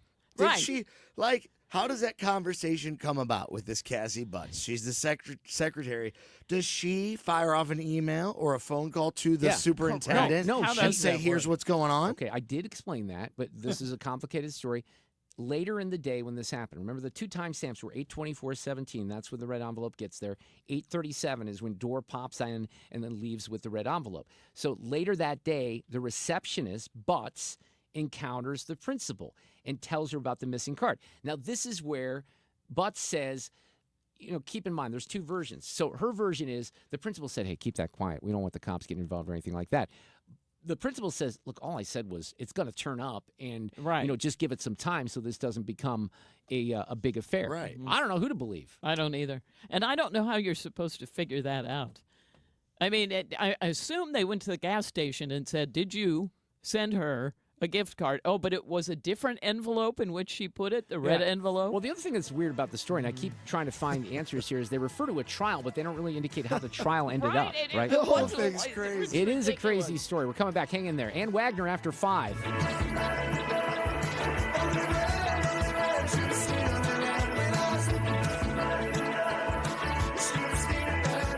Dependable traffic on 97.1 FM Talk. On the roads, we have had our issues today, and one of those is an accident that's caused the closure of northbound 67. This is just south of Red School Road if you are headed into Alton from Missouri. And they've got the northbound lanes completely shut down. Traffic is being diverted. Just avoid that area if you can. Now, in the meantime, there was some volume building on eastbound 270, and that's on either side of 367, and that is really causing some of a jam as people realize, man, I shouldn't go on 367, which turns into 67 because it's a jam. Now, other than that, we've got some volume downtown, too. So if you're thinking, oh, well, I'll just take whatever bridge, the Poplar Street Bridge is a solid jam. And this is approaching Jefferson all the way across. We've got heavy westbound traffic on the bridge as well. There was an accident approaching the Stan Musial Veterans Memorial Bridge westbound. Traffic slow in both directions there. 44 is jammed in front of the Arch. 44 is also jammed eastbound, headed for 55 and the Poplar. Southbound 55, slow pockets in the construction zone, south of Arsenal through Revis Barracks. And there was an accident on 141 north of Ladue Road, which didn't help, and we have slow-moving traffic there down through 64. Out west, 6440 is a slow go. Winghaven in pockets out through 70. I'm Sue Thomas, and that's traffic on 97.1 FM Talk. Hey, Missouri sports fans, if you're here in Missouri, great news. Underdog Fantasy is available to play in our state, and it is a lot of fun. Now, football is off for a while. I'm very, very sad about that. However, we have basketball. We have the NHL. The Blues are back in action. So when your favorite stars score buckets or goals or assists, all you have to do is very simple with the Champions game. You just pick whether a player will go higher or lower on one of their stats. So you can look at the NBA for tonight. Jalen Brunson against Philadelphia, more than 29.5 points. They actually have some packs that are available, too. So you can do this individually. You can make sure that you make your own selections, but they have a few that are kind of bundled up for you there, like Trae Young against Miami with more than 29.5 points, and Zach LaVine with the same number, more than 29.5 points. All you do is pick lower or higher. You can play with as little as $1. If you get everything right, you can win up to 1,000 times your money. The way to get started, though, is download the Underdog app. Sign up. You put your email in there and come up with a password. Use the promo code MARKR when you make your deposit. That will unlock a very special offer of up to $1,000 in bonus cash when you make your first deposit. So join in on the fun with Underdog Fantasy. It is a blast. Claim your special offer today. Use that promo code MARKR. Must be 18 plus and present in a state where Underdog Fantasy operates. Terms apply. Concerned with your play, call 800-GAMBLER or visit ncpgambling.org. Make this the year you upgrade your backyard with Chesterfield Fence and Deck. Mark Cox here. Mention my name. You're going to get 48 months interest-free financing on that great outdoor project. You will love working with my friends at Chesterfield Fence. They do free in-home estimates at no obligation, free project design in case you've got something in mind already. Maybe you need a new fence. They do wood and vinyl. Those vinyl fences, low maintenance, lifetime product. You can do aluminum, steel, or chain link fences as well. And when it comes to decks, nobody does it better. Beautiful natural cedar decks. They've got the vinyl decking as well, which is maintenance free and a beautiful array of colors. Plus, they do custom sunrooms, pergolas, screen rooms, even retaining walls and patio doors. So you could talk to my friends at Chesterfield Fence and Deck. Tell them Mark Cox sent you. They are Better Business Bureau accredited with an A+ rating. Go online today at chesterfieldfence.com. This is attorney Todd Nissenholz of Kaufman Townsley. It's not just that we've won millions of dollars for our injured clients. It's that we've won the trust of thousands of clients who were victims of careless drivers due to no fault of their own. We have the team, the talent, the tenacity to get you the money you deserve. Not every firm has that. Most don't, I assure you. We do, and we win. Kaufman Townsley. Real people, real results. Call 314-500-5000. That's 314-500-5000. Join Mark Patrick Seminars Lose the Weight and Stop Smoking. Early bird specials $49.99. Seminar Sunday, March 16th, Aviator Hotel and Suites, South I-55, St. Louis. Weight loss 11 a.m. Stop smoking seminar 2 p.m. Or Monday, March 17th, 4 Point Sheraton, St. Louis. Fairview Heights. Weight loss 5:30 p.m. Stop smoking seminar 8 p.m. Financial health is more than just really the investments. You have to look at tax consequences. You have to think about legacy planning or generational planning or your healthcare options. Those all go together with your financial health. Join Matt Goolsby for Retire Hour to hear his team in finance, healthcare, estate, and taxes discuss changes in law, strategic planning, and answer listener questions. Submit your questions to be answered live on air at retirehour.com. Retire Hour, Sundays at 7 a.m., right here on KFTK. The Mark Cox Morning Show. Genevieve Wood. This is tyrannical kind of stuff when your government says you're not allowed to stand out here and think thoughts that we don't want you to think. That's beyond even just free speech. That's some scary stuff. The Mark Cox Morning Show. Weekdays from 5 to 9. Sometimes I wish that I could just quit. But then the other times, there's nobody better than this. They passed a budget blueprint in the House last night, barely. Tom Massey from Kentucky, the only holdout, but, you know, they don't have much of a majority. It's like a one-seat majority for the Republicans, depending on who's there with illness, etc. But Ann Wagner, our 2nd District Congresswoman, is going to join us after the top of the hour, kind of run down some of what happened there, and we'll talk about Doge as well. Alex Rich from Y98 is here with the Hall of Famer Fred Bottomer and Sue Thomas in the studio. Alex, we point out sometimes you played collegiate baseball for University of Indiana. So are you going? You're not going to spring training this year, are you? I'm not. I actually got the chance to go. Well, we used to go every year growing up. It was like our family vacation. It's awesome. I actually went last year because I happened to be down in Miami at the same time. It's cool. It's a great time. So what do you think about, and Fred, I want your opinion here as well, on the robot umpires? Because for the first time in history, the Major League Baseball is allowing players in spring training to air their grievances about balls and strikes. So they've auditioned this in the minors for the past few years.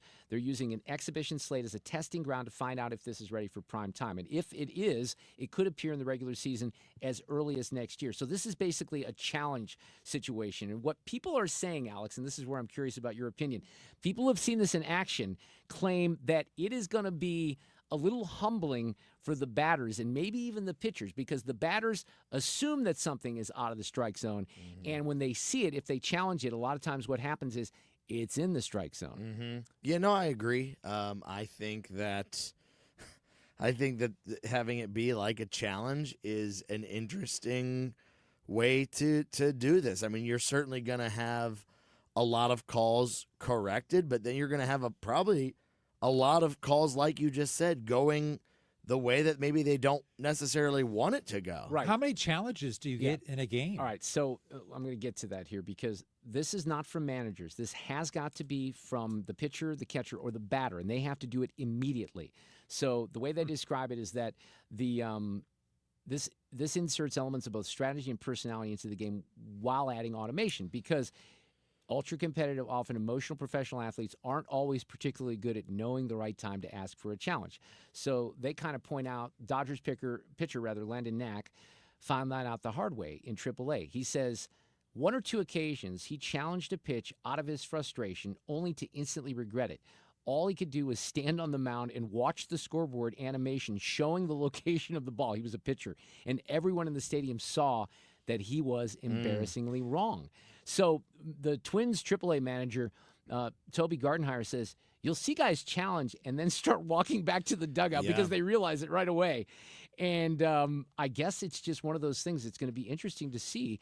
But that's crazy that they might use it next year, already as next year in the majors. I think it's fascinating only because I'm curious what the hierarchy of challenging will be. Like, would a rookie want to challenge a call at home plate and be embarrassed when you only get so many challenges per game? That's a good point. And leave it to the veterans to make the challenges. Like, so if you're the rookie, you kind of just stay quiet. Yeah. Like, as a catcher, this does bring up an interesting angle for me, because there were plenty of calls in, I guess, my career, even all the way through Little League, high school, everything, like that I knew an umpire missed the call.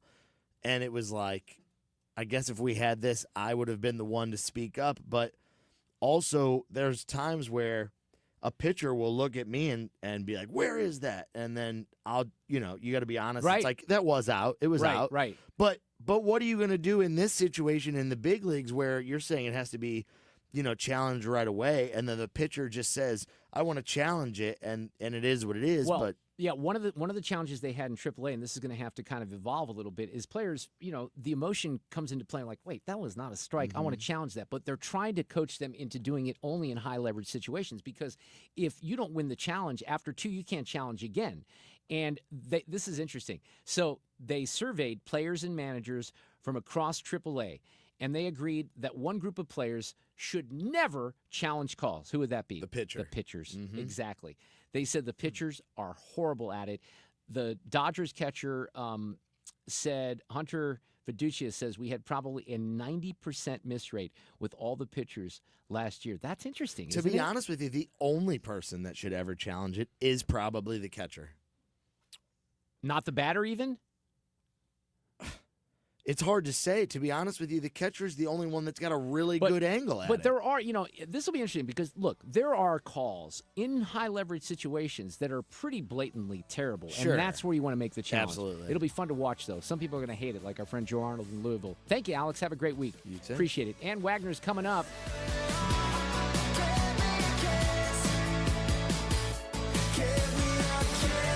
Dependable traffic on 97.1 FM Talk. I'll tell you what, we're having some rough areas in traffic this afternoon. If we start up north, there is an accident that shut down northbound 367 or 67 just south of Red School Road. They are diverting traffic, and traffic is just stacked up behind it. Well, we also have a problem to the south. Southbound 55, it's just a mess, headed toward the Peevely area. Now, this is due to an accident south of Highway Z. We've got a serious jam going behind that one as well. Now, as far as 70 goes, out of downtown, moderate volume past the airport, slow headed for 79. Southbound 270, slow pockets approaching Page, and that goes down through 21, but it's not a parking lot, just a slow go. We've got 44 eastbound jammed at the 55 split, headed into downtown. Heavy traffic westbound, headed for the Stan Musial Veterans Memorial Bridge and the Poplar Street Bridge. And eastbound traffic on 40 lines up near Jefferson, headed for the Poplar as well. Now, out west, some moderate volume on 64 at Lake St. Louis Boulevard. And southbound 55, slow pockets south of Arsenal, down through Rivas Barracks. This report brought to you by Jerry Kelly Heating and Air Conditioning. I'm Sue Thomas, and that's traffic on 97.1 FM Talk. In the 7th, player Jerry Kelly decided to do something different. Thanks for calling Jerry Kelly Heating and Air Conditioning. This year, the company Jerry started decided we'd do something different. Thanks for calling Jerry Kelly Heating, Air, and Electrical. And electrical. You definitely want to get with Generator Supercenter here in St. Louis because they're the nation's #1 Generac generator dealer, and you do not want to risk a power outage. We got real lucky here a couple of weeks ago. The ice hit to the south of St. Louis. There were outages down in North Texas. I've mentioned many times that my son, who's down in Houston, he's been out because of a tornado and because of other hurricane-related winds twice in the last couple of years for like 4, 5, 6 days, had to go to the in-laws and hang out over there. So you want peace of mind here in St. Louis, and you get a free estimate from Generator Supercenter. They have a location out in Chesterfield, but if you don't want to wait on the power company to fix it down line, you're worried about what's going to happen to your home, you're worried about just boiling temperatures when it's 110 here in St. Louis, or the opposite exists as well. What are you going to do when it's freezing out there and there's an ice storm? Stop by the showroom or call for a free estimate. They have financing available with low monthly payments. These, by the way, are not portable generators. These are absolutely state-of-the-art standby generators from Generac. Generator Supercenter is there for you. Financing is available, as I indicated, 314-499-2020 or GeneratorSupercenterofSt.Louis.com. That's GeneratorSupercenterofSt.Louis.com. Choose Syntec Full Synthetic Motor Oil, formulated for today's engines, only at O'Reilly Auto Parts. Get 5 quarts of Syntec Full Synthetic or a MicroGuard Select filter for just $32.99 in-store only. Limits apply. Learn more at O'Reilly Auto Parts. Did you all hear what's going on with these energy mandates? You know, I've been told they don't make a lot of sense, and I'm in the business. I agree 100%. Actually, they make 0 sense. So here's the easiest thing, and the only thing I have on a recommendation. You're going to need a new furnace or a new air conditioner. Just call me for a just common sense approach to your heating and cooling needs for your house. If your system is old or you just want to replace a system, now just call me. It's Bart Inman, one easy number in Missouri and Illinois. The easiest and the only one, Missouri and Illinois, is 314-293-2600. Again, it's Bart Inman, 314-293-2600, or on the internet, it's bartinman.com. That is Bart with a B, Inman with an I.com. Well, they passed a budget reconciliation bill last night in the House. What's that all about? We're going to chat with Congresswoman Ann Wagner right after Fox News, which is coming up next. KFTK FM Florissant from the Kaufman Townsley St. Louis's Injury Lawyers Studio. Call 314-500-5000. That's 314-500-5000. All on the free Odyssey app. An agreement ready to go. I'm Lisa Lacera, Fox News. Ukraine's president set to travel to Washington this week to sign a rare earth minerals and economic agreement that will offset some of the costs the U.S. has incurred in helping Ukraine fight Russia. Ukraine's President Volodymyr Zelensky will sign a framework deal with President Trump Friday, granting U.S. access to Ukraine's rare earth minerals. We've been able to make a deal where we're going to get our money back, and we're going to get a lot of money in the future, and I think that's appropriate. President Trump has linked a minerals deal with U.S. military aid sent to Ukraine. He says talks are also continuing with Moscow on a potential peace agreement. I can tell you that NATO you can forget about. The president says he thinks Ukraine's NATO ambitions led to Russia's invasion, but says Europe is committed to a security guarantee in deploying peacekeepers. Fox's Jared Halpern at the White House. President Trump has issued a new executive order having to do with the Department of Government Efficiency. The White House says it requires government payments and travel expenses to be justified and made publicly available where possible. And it requires agencies to immediately review all contracts and grants. The measles outbreak in rural West Texas has claimed the life of a child. Dr. Laura Johnson is with Covenant Health Lubbock, which is treating about 20 patients. The best way to contain a measles outbreak is through vaccination. We're very lucky to have an extremely effective vaccine for measles. Having 2 doses of measles vaccine confers 97% lifetime immunity. Federal health officials say it's the first measles death in the U.S. since 2015. There were at least 124 cases in Texas, mostly in the Mennonite community. There are also some cases in New Mexico, but they're not sure if those outbreaks are connected. America is listening to Fox News.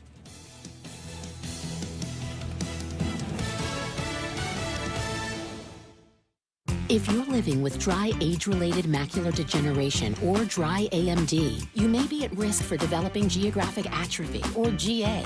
GA can be unpredictable and progress rapidly, leading to irreversible vision loss. Now there's something you can do to slow it down and get it going slower. Izervay is proven to slow GA progression. Izervay gets GA going slower. Izervay or avacincaptad pagel is a prescription eye injection used to treat GA. Don't take it if you have an infection or active swelling in or around your eye. Izervay can cause eye infection, retinal detachment, or increased risk of wet AMD. Izervay may temporarily increase eye pressure. Your vision may be impaired after an eye injection or exam. Don't delay. Ask your doctor about Izervay today. Izervay gets GA going slower. Visit Izervay.com. That's IZERVAY.com. Air Comfort Service, heating, cooling, and insulation. Weather. It's been a spectacular weather afternoon, though a weak cool front has pushed by. The winds have turned to the northwest, so we're going down a little bit. Evening temperatures falling through the 50s. 38 for the overnight low, breezy and partly cloudy. Thursday, sunny, a little bit windy. It's cooler, 59 degrees. Thursday night, clear and chilly, 36. Friday, last day of the month, sunny, windy, and warm, 70 for the high on Friday. This is 97.1 FM Talk. Chief Meteorologist Dave Murray. Well, it has not been a very good week on Wall Street at all. In fact, for the last month, the Dow is down 1,280 points. It closed today at 43,433. I want to talk about Thomas Helbig and the team from the Retirement Advisory Group, and this is a perfect time to talk about them. We have another seminar that's going to come up soon enough, but if you are just kind of rolling along with the 401k, assuming that that's going to get you to retirement, I would suggest doing something different. Get on the horn with Thomas and the team because they have a strategy that hopefully is going to save you some money. The key is safely linking to the market. What's that all about? Well, they'll tell you when you go on in and schedule a meeting one-on-one. They have an opportunity for you to do that on the website, which is retirementkey.com. You'll see something right there on the front page where it says register.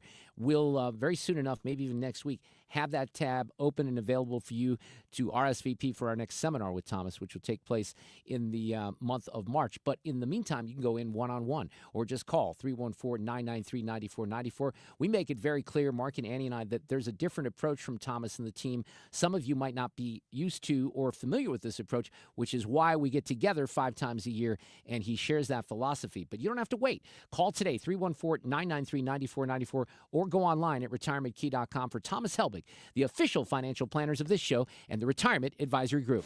When you've been hurt in an accident, you need a law firm that wins. Onder wins. For over 100 years, Onder Law has been winning for St. Louis.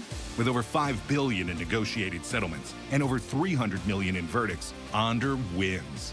Voted best law firm by STL Today 2 years in a row, Onder wins. Whether it's settlements, verdicts, or awards, Onder wins. If you've been hurt in a car accident, trucking accident, or hurt on the job, Onder Law will get you the money you deserve. At Onder Law, winning is what we do.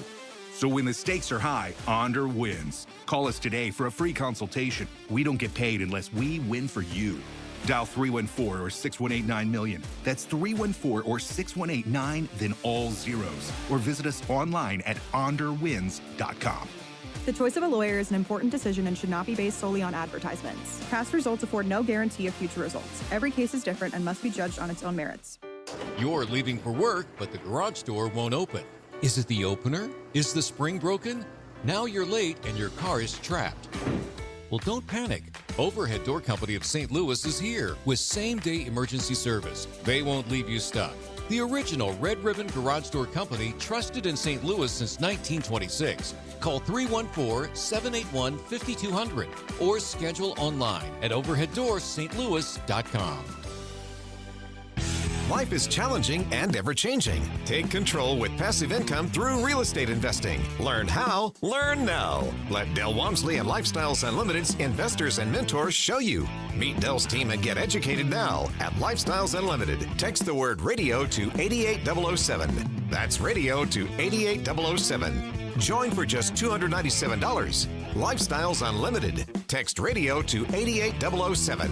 That's radio to 88007.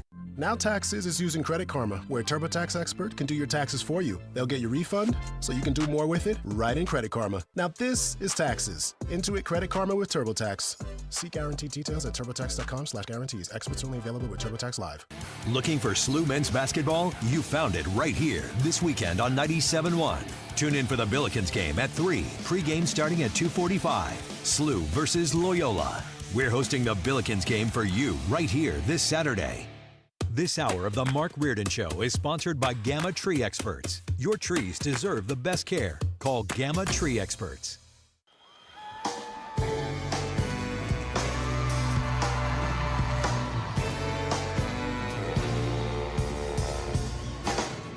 Oh, we got Ann Wagner coming up here in just a couple of minutes.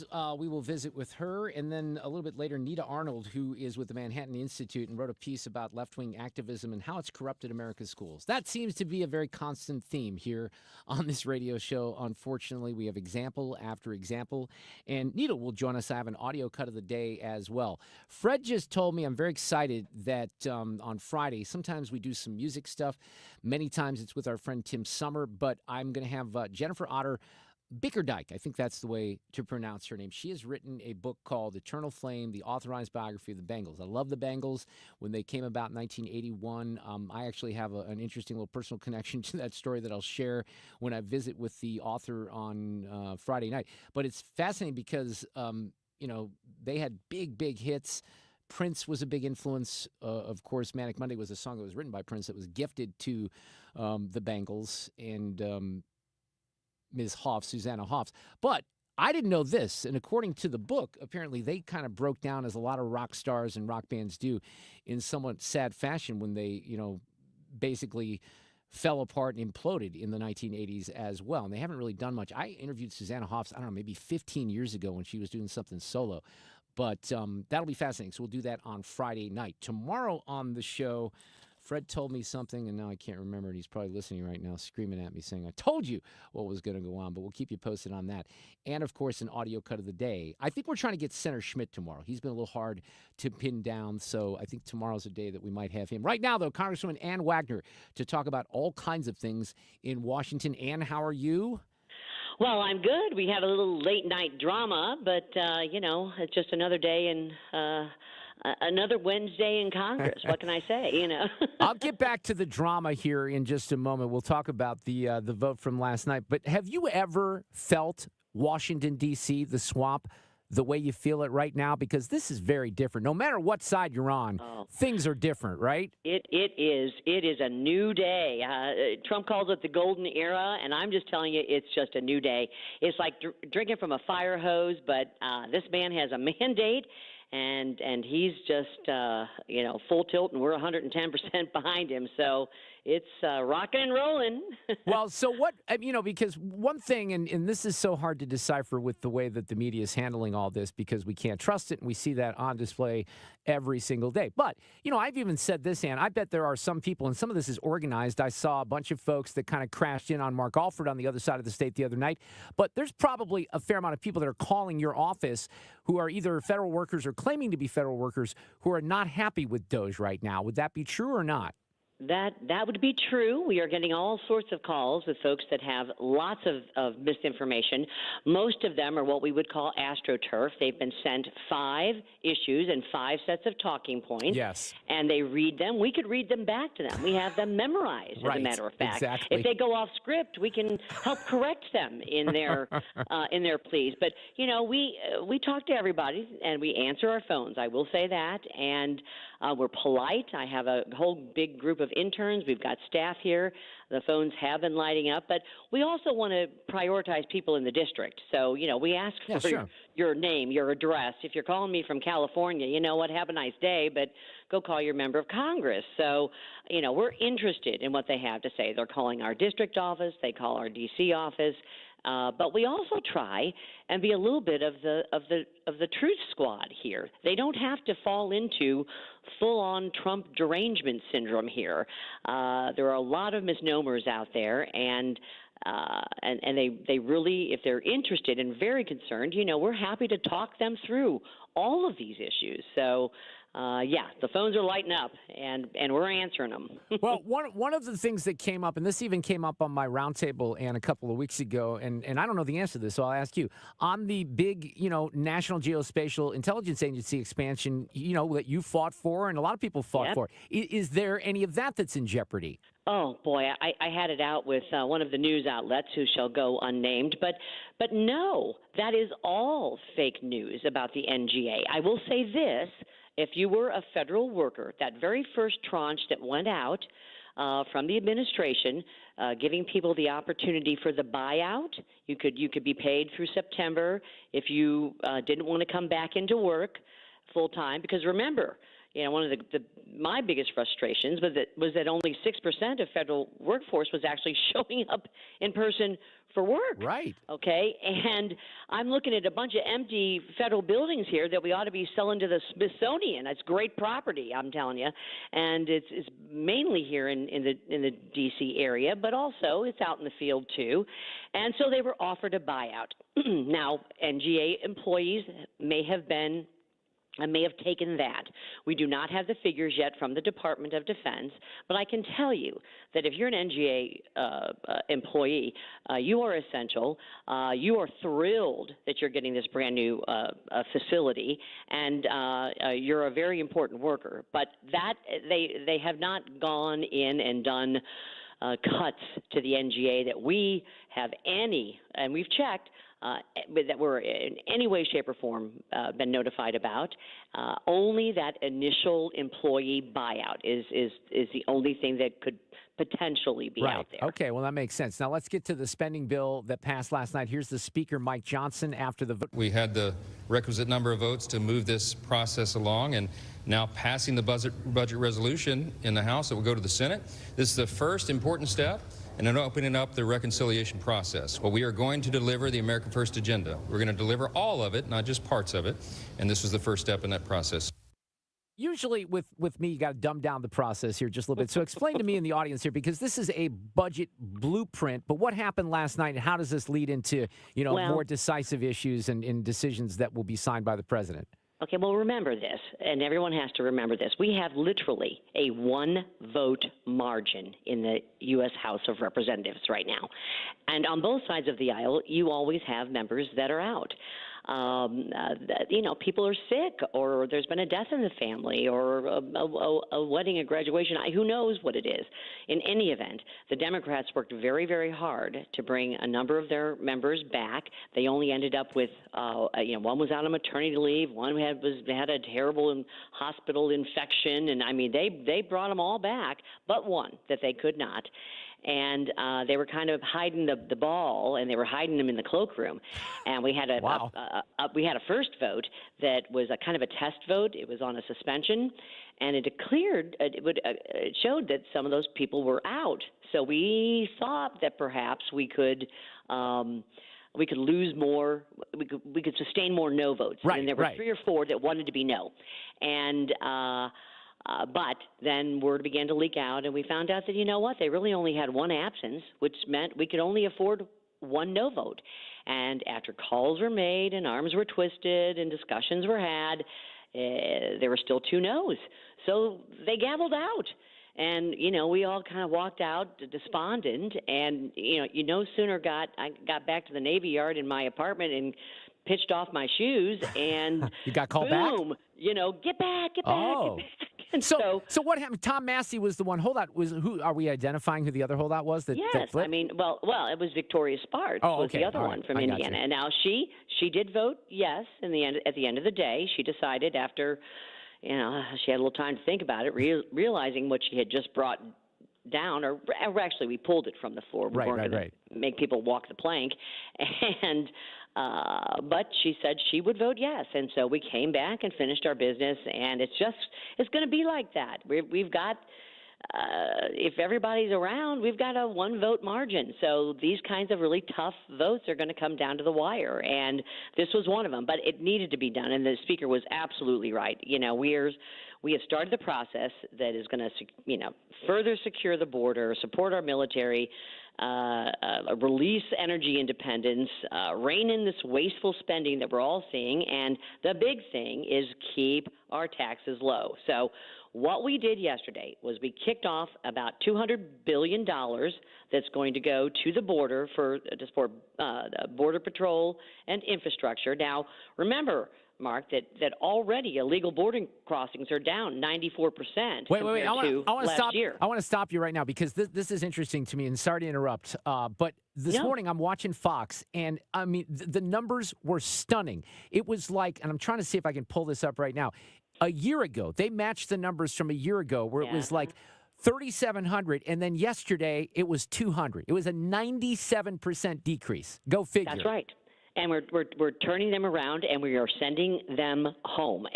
But they do need additional support. We're going to finish our infrastructure needs down there, and we also have a lot of deportation needs that we are doing. We are sending people back home. You've seen them loaded into the bellies of C-17s and C-130s, whether they're going to Gitmo or they're going to, back to their country of origin. They're going back. So we've added more funding to the border.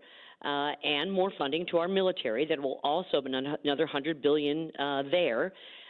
The president went and took cartels and named them as foreign terrorist organizations, which means that we can also go after their assets or any of the assets of people that they're doing business with, banks, other folks. If they're doing business with folks, we can freeze their assets or we can freeze their assets. So all of these things are a great deterrent factor, and we're going to put some more money towards that. So that's what we secured last night on those 2 issues. Got it. Then the big thing is the taxes. And let me be clear. You want to talk about disinformation. We are not, despite what the mainstream media and the D.C. media keep screaming about, these are not tax breaks for billionaires, okay? This is about extending and hopefully making permanent the Trump tax cuts of 2017, which do expire at the end of this year, okay? Yeah. By the way, one of the most undercovered story of the entire election season was the fact that everyone's taxes would go up if these were not renewed. And, they conveniently left that out of the entire campaign on the Democrat side. Nobody pressed her, or when he was still, barely breathing, him either. Correct. So let me be clear, and you are absolutely right, Mark. Everyone's taxes will go up if we do not extend this, and I hope do what the president wants and make them permanent. At the average American will see a 22% tax increase if we do not get this extended. So this isn't about tax cuts. This is about maintaining things where they are. And let me put a few other things in perspective for folks.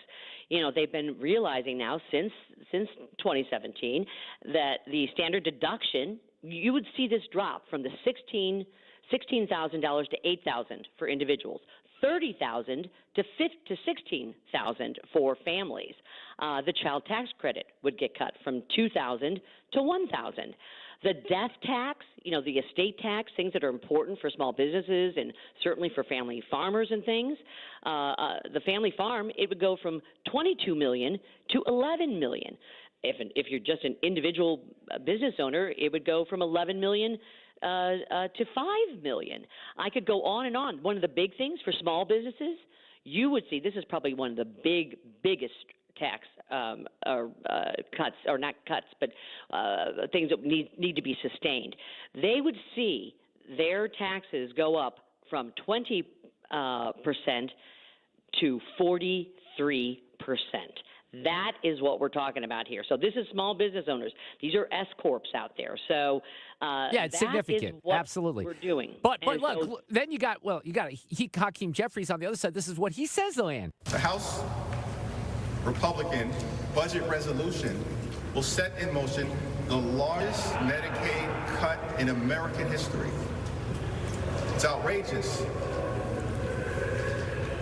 Children will be devastated, families devastated, people with disabilities devastated, older Americans devastated, hospitals devastated. I'm sure there's more than just that, but on the Medicaid front, how do you respond to that? Of course, it's fear-mongering. Fear-mongering. Yes. It is nowhere in this budget resolution that was passed last night, and the president has been very clear, and he stated it again today. We keep saying it over and over again. And he reiterated it today after his cabinet meeting, that Social Security, Medicare, and Medicaid will not be touched. Now, we are going to continue to look for the waste, fraud, and abuse that is out there. We are going to demand maybe work requirements in Medicaid for able-bodied adults and Americans. There may be some savings that come as a result of that. I mean, right now, you've got the Social Security Administration. You've got an inspector general that's actually working with the DOJ team. You know what, Mark? They just reported that they've found $72 billion in improper payments. These are overpayments. These are dead people. I mean, so this kind of stuff, you bet we're going after. Absolutely. And I wholeheartedly support it. Believe me, you bet. As a taxpayer, you should. And that is important. But we are not.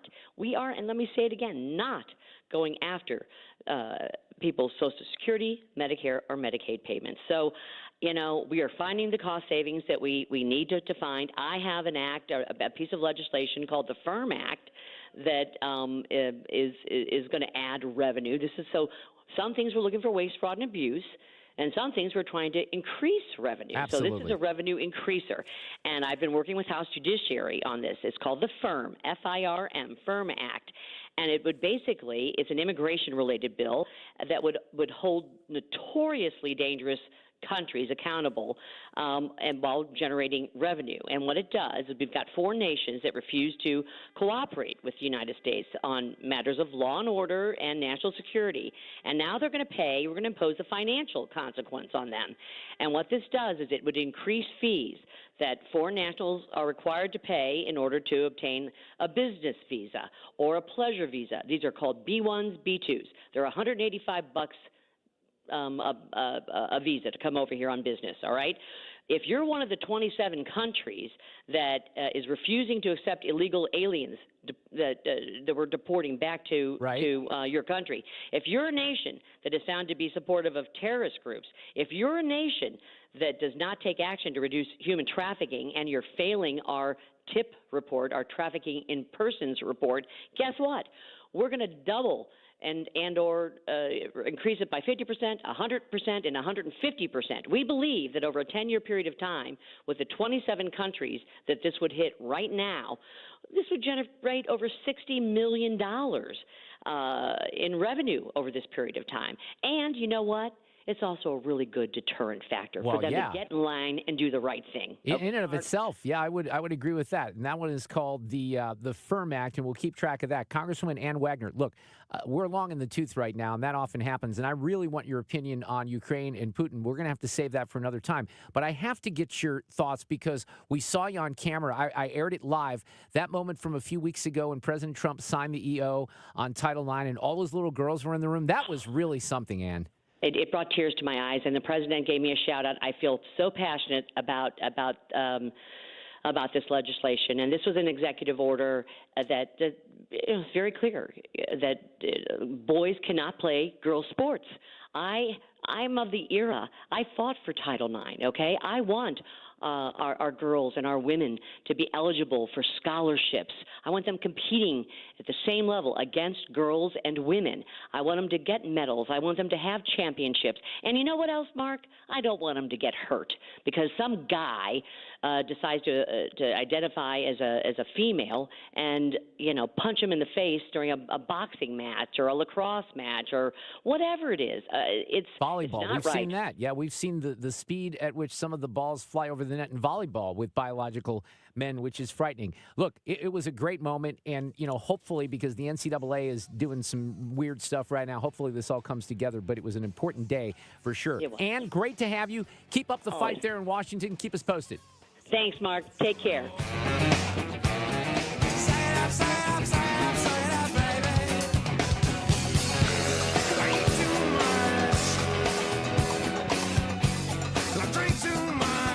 Dependable traffic on 97.1 FM Talk. There is an accident southbound 55 south of Z, and we only have 2 lanes down there, and one of them is blocked by the accident. It's the right lane.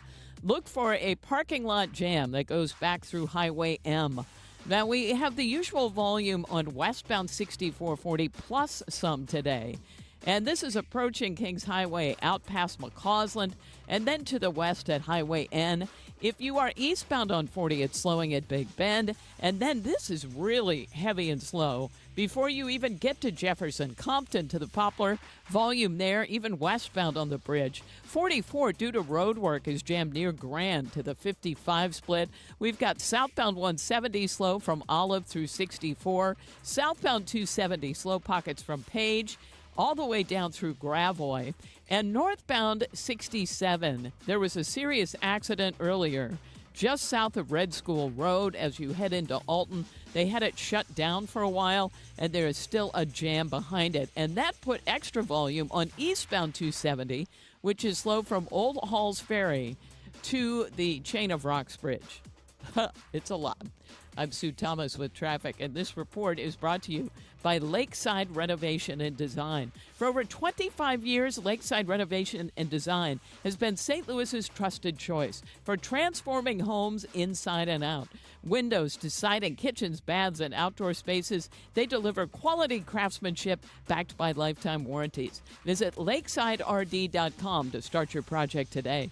I'm Sue Thomas, and that's Traffic 97.1 FM Talk. Well, we're going to talk about how left-wing activism corrupted America's schools. There's a topic we almost talk about every day anyway, but Neetu Arnold wrote about it, and she's going to join me next. Wrote about it in the City Journal in just a couple of minutes here on 97.1 FM Talk. I want to guide you into a great resource that we use here at 97.1 FM Talk, and I've been, familiar with the gang at the Show Me Institute for a long, long time. Brenda Talent runs that organization right now. Brenda, of course, the wife of former United States Senator Jim Talent, but the Show Me Institute is a think tank, and it's promoting free markets and individual liberties. So there's a lot of issues that come up on the show that have this particular, perspective. Educational choice, school choice for all Missouri families, something they're still dealing with in the Missouri legislature. Lower taxes. Even the idea, I was in Jeff City a couple of weeks ago. I was at a hearing that State Senator Nick Schroer was attending and testifying before, possibly getting rid of the state income tax. There's pros and cons to that. But that's something that the Show Me Institute writes about. They want to make sure that there's a level playing field for entrepreneurs. And that really kind of goes to the issue of TIFs, and you hear about those little tax breaks that are handed out all the time. And they hold government accountable through transparency. So they're a great organization. They're right here in St. Louis, and you can use them as well. Go to the website, showmeinstitute.org, for the Show Me Institute right here in St. Louis. Showmeinstitute.org. Hi, my name is Christina Straight, the owner of Straight Realty, and I'm asking you, what do you want in a realtor? Do you want experience? I've been a broker for over 21 years. Do you want to know how much I've sold? I've sold over $500 million, yes, $1 billion with a B, in sales. Do you want value? I now list properties for only 2%. So, if you're looking for all these things and want the best, then call me, 314-441-4444. Why pay more than 2? You can also listen to my podcast on my website, straightrealty.com. Commissions are not regulated and are negotiable. Straight Realty is a licensed broker in the state of Missouri. Running is I want to enjoy the run, but I never made it very far because the arches in my feet just killed me. So when I got to the end of my rope and I said I have to do something to get rid of the pain, and a couple people recommended the Good Feet store to me. I loved how I could go in and get a free personalized arch support fitting. They put that time, that work, that effort into helping you find the right arch supports. And you can walk around the store with these in your shoes and try them out before you purchase them. So after I got my arch supports, the arches on my feet stopped hurting and the pain instantly, literally instantly went away. So if you have pain, go. Find a Good Feet store and go. There is an answer. Find the simple solution that will get rid of your pain. I'm Rondi, and that's my Good Feet story. See how Good Feet arch supports work for you before you buy with a free fitting and test walk at the Good Feet store. Visit one of our 2 locations, Creve Coeur and Shiloh, Illinois, and at goodfeet.com. Window Nation customers have been singing our praises for years. With fast, local service and an industry-leading 96% customer satisfaction rating, it's no wonder. I researched window companies for the last year to see what the average prices were and the quality of work. Window Nation nailed both. Get 50% off all windows, plus no interest or payments for 2 years. Hurry, this offer ends soon. Schedule a free estimate now. Call 866-90-NATION or visit windownation.com. That's 866-90-NATION. It's time for a $98 furnace tune-up. Yeah, 5:31, and this portion of the show on a Wednesday sponsored by Jerry Kelly Heating and Air. The Mark Reardon Show Fish Fries are about to begin. Join me and the crew at Holy Trinity Fish Fest in St. Louis. Details at 971talk.com/events. It's Fish Fry Fridays on the Mark Reardon Show during Lent. Hope to see you March 7th. Ethan was kind of rolling on the scroll, so I don't know if you noticed that, but on the YouTube feed, and if you watch on the X, formerly Twitter, he got a little fancy with the feed, and he was a little scroll underneath the pictures of all the fish fries, so you can make your plans to be at the fish fries, which is going to be a lot of fun. We'll kick those off next week, of course. I have an audio cut of the day coming up before the hour is over. And if I don't get to this today, there's a fascinating case that went before the Supreme Court today about someone who sued over not getting a position because they were deemed straight, and the position went to someone who was gay. And what's interesting is they lost in the lower courts, but this gets all the way to the Supremes, and the tone was very different today. So we'll talk about that here. And if I don't get to it today, we'll do it tomorrow for sure. Right now, we're going to talk about crazy lefties in the classroom. And gosh, I've experienced a little bit of this going back to my alma mater, the University of Missouri, a couple of weeks ago. But this happens, unfortunately, in elementary schools and in junior highs, middle schools, if you will, and high schools as well. And Neetu Arnold is with us from the Manhattan Institute, wrote a piece that's quite stunning when you hear the details here about how left-wing activism has corrupted America's schools. Neetu, how are you? Welcome to 97.1 FM Talk in St. Louis. Hi, it's nice to be here. Thank you for having me. I learned a lot from your piece because I think the audience is aware. We can kind of frame this around the cuts at the Department of Education from the Trump administration, and even some efforts maybe to dismantle the Department of Education, which a lot of those on the left are horrified by. But you told the story of something called Regional Education Laboratories, which I was unaware of, and you connected the dots here in a very interesting way. Would you like to explain what this is all about? I mean, this is a really interesting story, and it does tie to the major cuts that we're seeing at the Department of Education.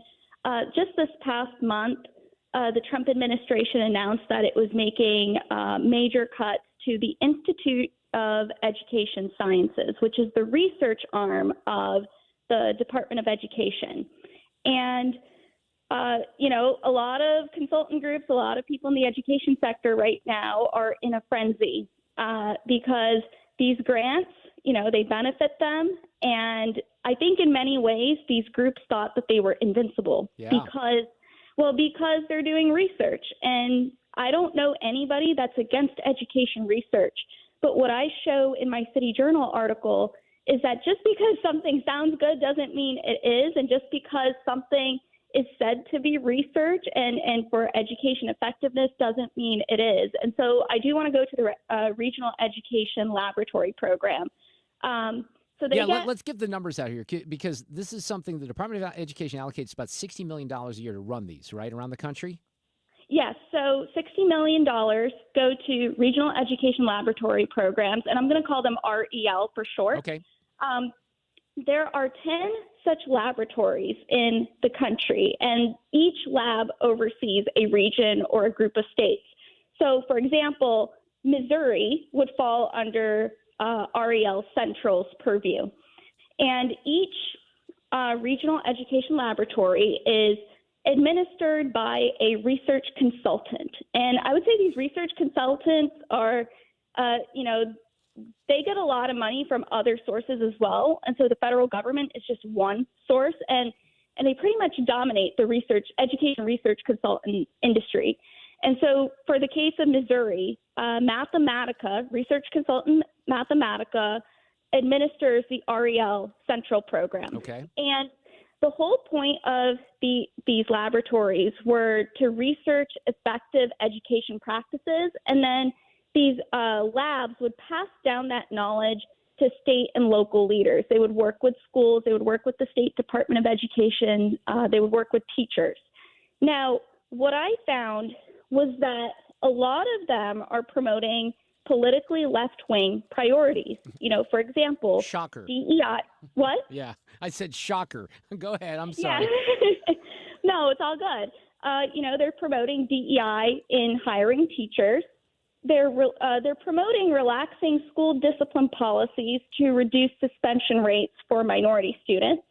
And then they're also promoting these dubious practices like culturally sustaining pedagogy, which is essentially an identity-based teaching approach. To illustrate this point, let me point to what's happening in Pennsylvania. These culturally sustaining pedagogies essentially force teachers to they have to profess to believe that microaggressions are real, because that would somehow make minority students feel better. So those are some of the things that these REL programs are promoting. Yeah, you talked about, for example, REL Pacific. They produce a guide, and this is framed around disciplines that are referred to as ethno-mathematics. And we've talked about California. California's been in the news, but this is where they want to make sure all the students who are now years behind, for example, in the Los Angeles Unified School District because of COVID and because of lack of attention to actual learning, but they want to make minority students feel like they belong in the classroom. That's their goal, not to teach them actual mathematics, but to make them feel more comfortable, right? A lot of this is about anti-racism and stuff like that. Well, yes, and I think the takeaway here from this whole piece is that the education research industry is biased as a whole. Absolutely. And the thing is, this program was supposed to be nonpartisan. Again, it's supposed to produce good research that we can then use in our schools. And I think education research matters because it informs school policies.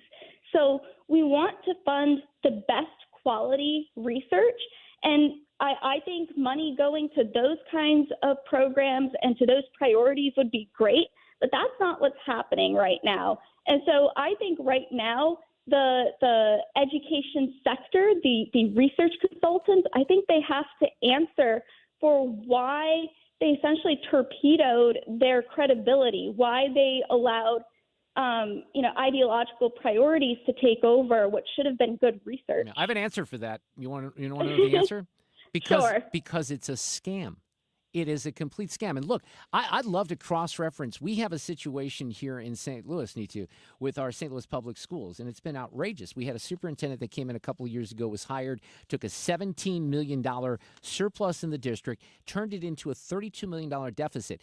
And in many ways, she did it by, it was quite something. And she did it by hiring a lot of consultants. Sue, remember all the details we had? Yeah, a lot of her friends. When the receipts came in, it was like sending friends to conferences with a lot of these these educational consultants. A lot of it had to do with the anti-racism and the blah, blah, blah. But that's what I would say. I think it's a complete scam, and these people get paid a lot of money. You know, you offer an example with Ariel Mid-Atlantic, and they work with the Department of Education in New Jersey, and they want to talk about 6 training sessions on culturally responsive hiring practices because they want to build more teachers of color. They don't care about how good the teachers are, but they have this goal, and that's what DEI does, and that's the focus. So where's the focus? I could have respect for these RELs if they're doing any kind of focus on maybe school choice. Are they doing focus on what actually works in the classroom? Are they actually teaching reading and writing and arithmetic? Those types of things.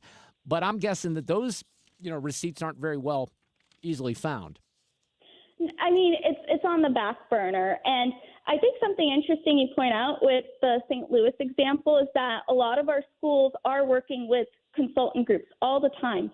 And when we cut federal funds to programs like REL, you are also cutting funds for those research consultant groups. I think one of the reasons why organizations like Mathematica benefit from this relationship with the Department of Education, it's not just because they get these lucrative grants from the federal government. They also get access to contacts, to connections. So then when that contract expires or they have a different project in mind that's not covered by the Department of Education, they can just go to the connections and they can foster another project, and then that's how these businesses are continuing.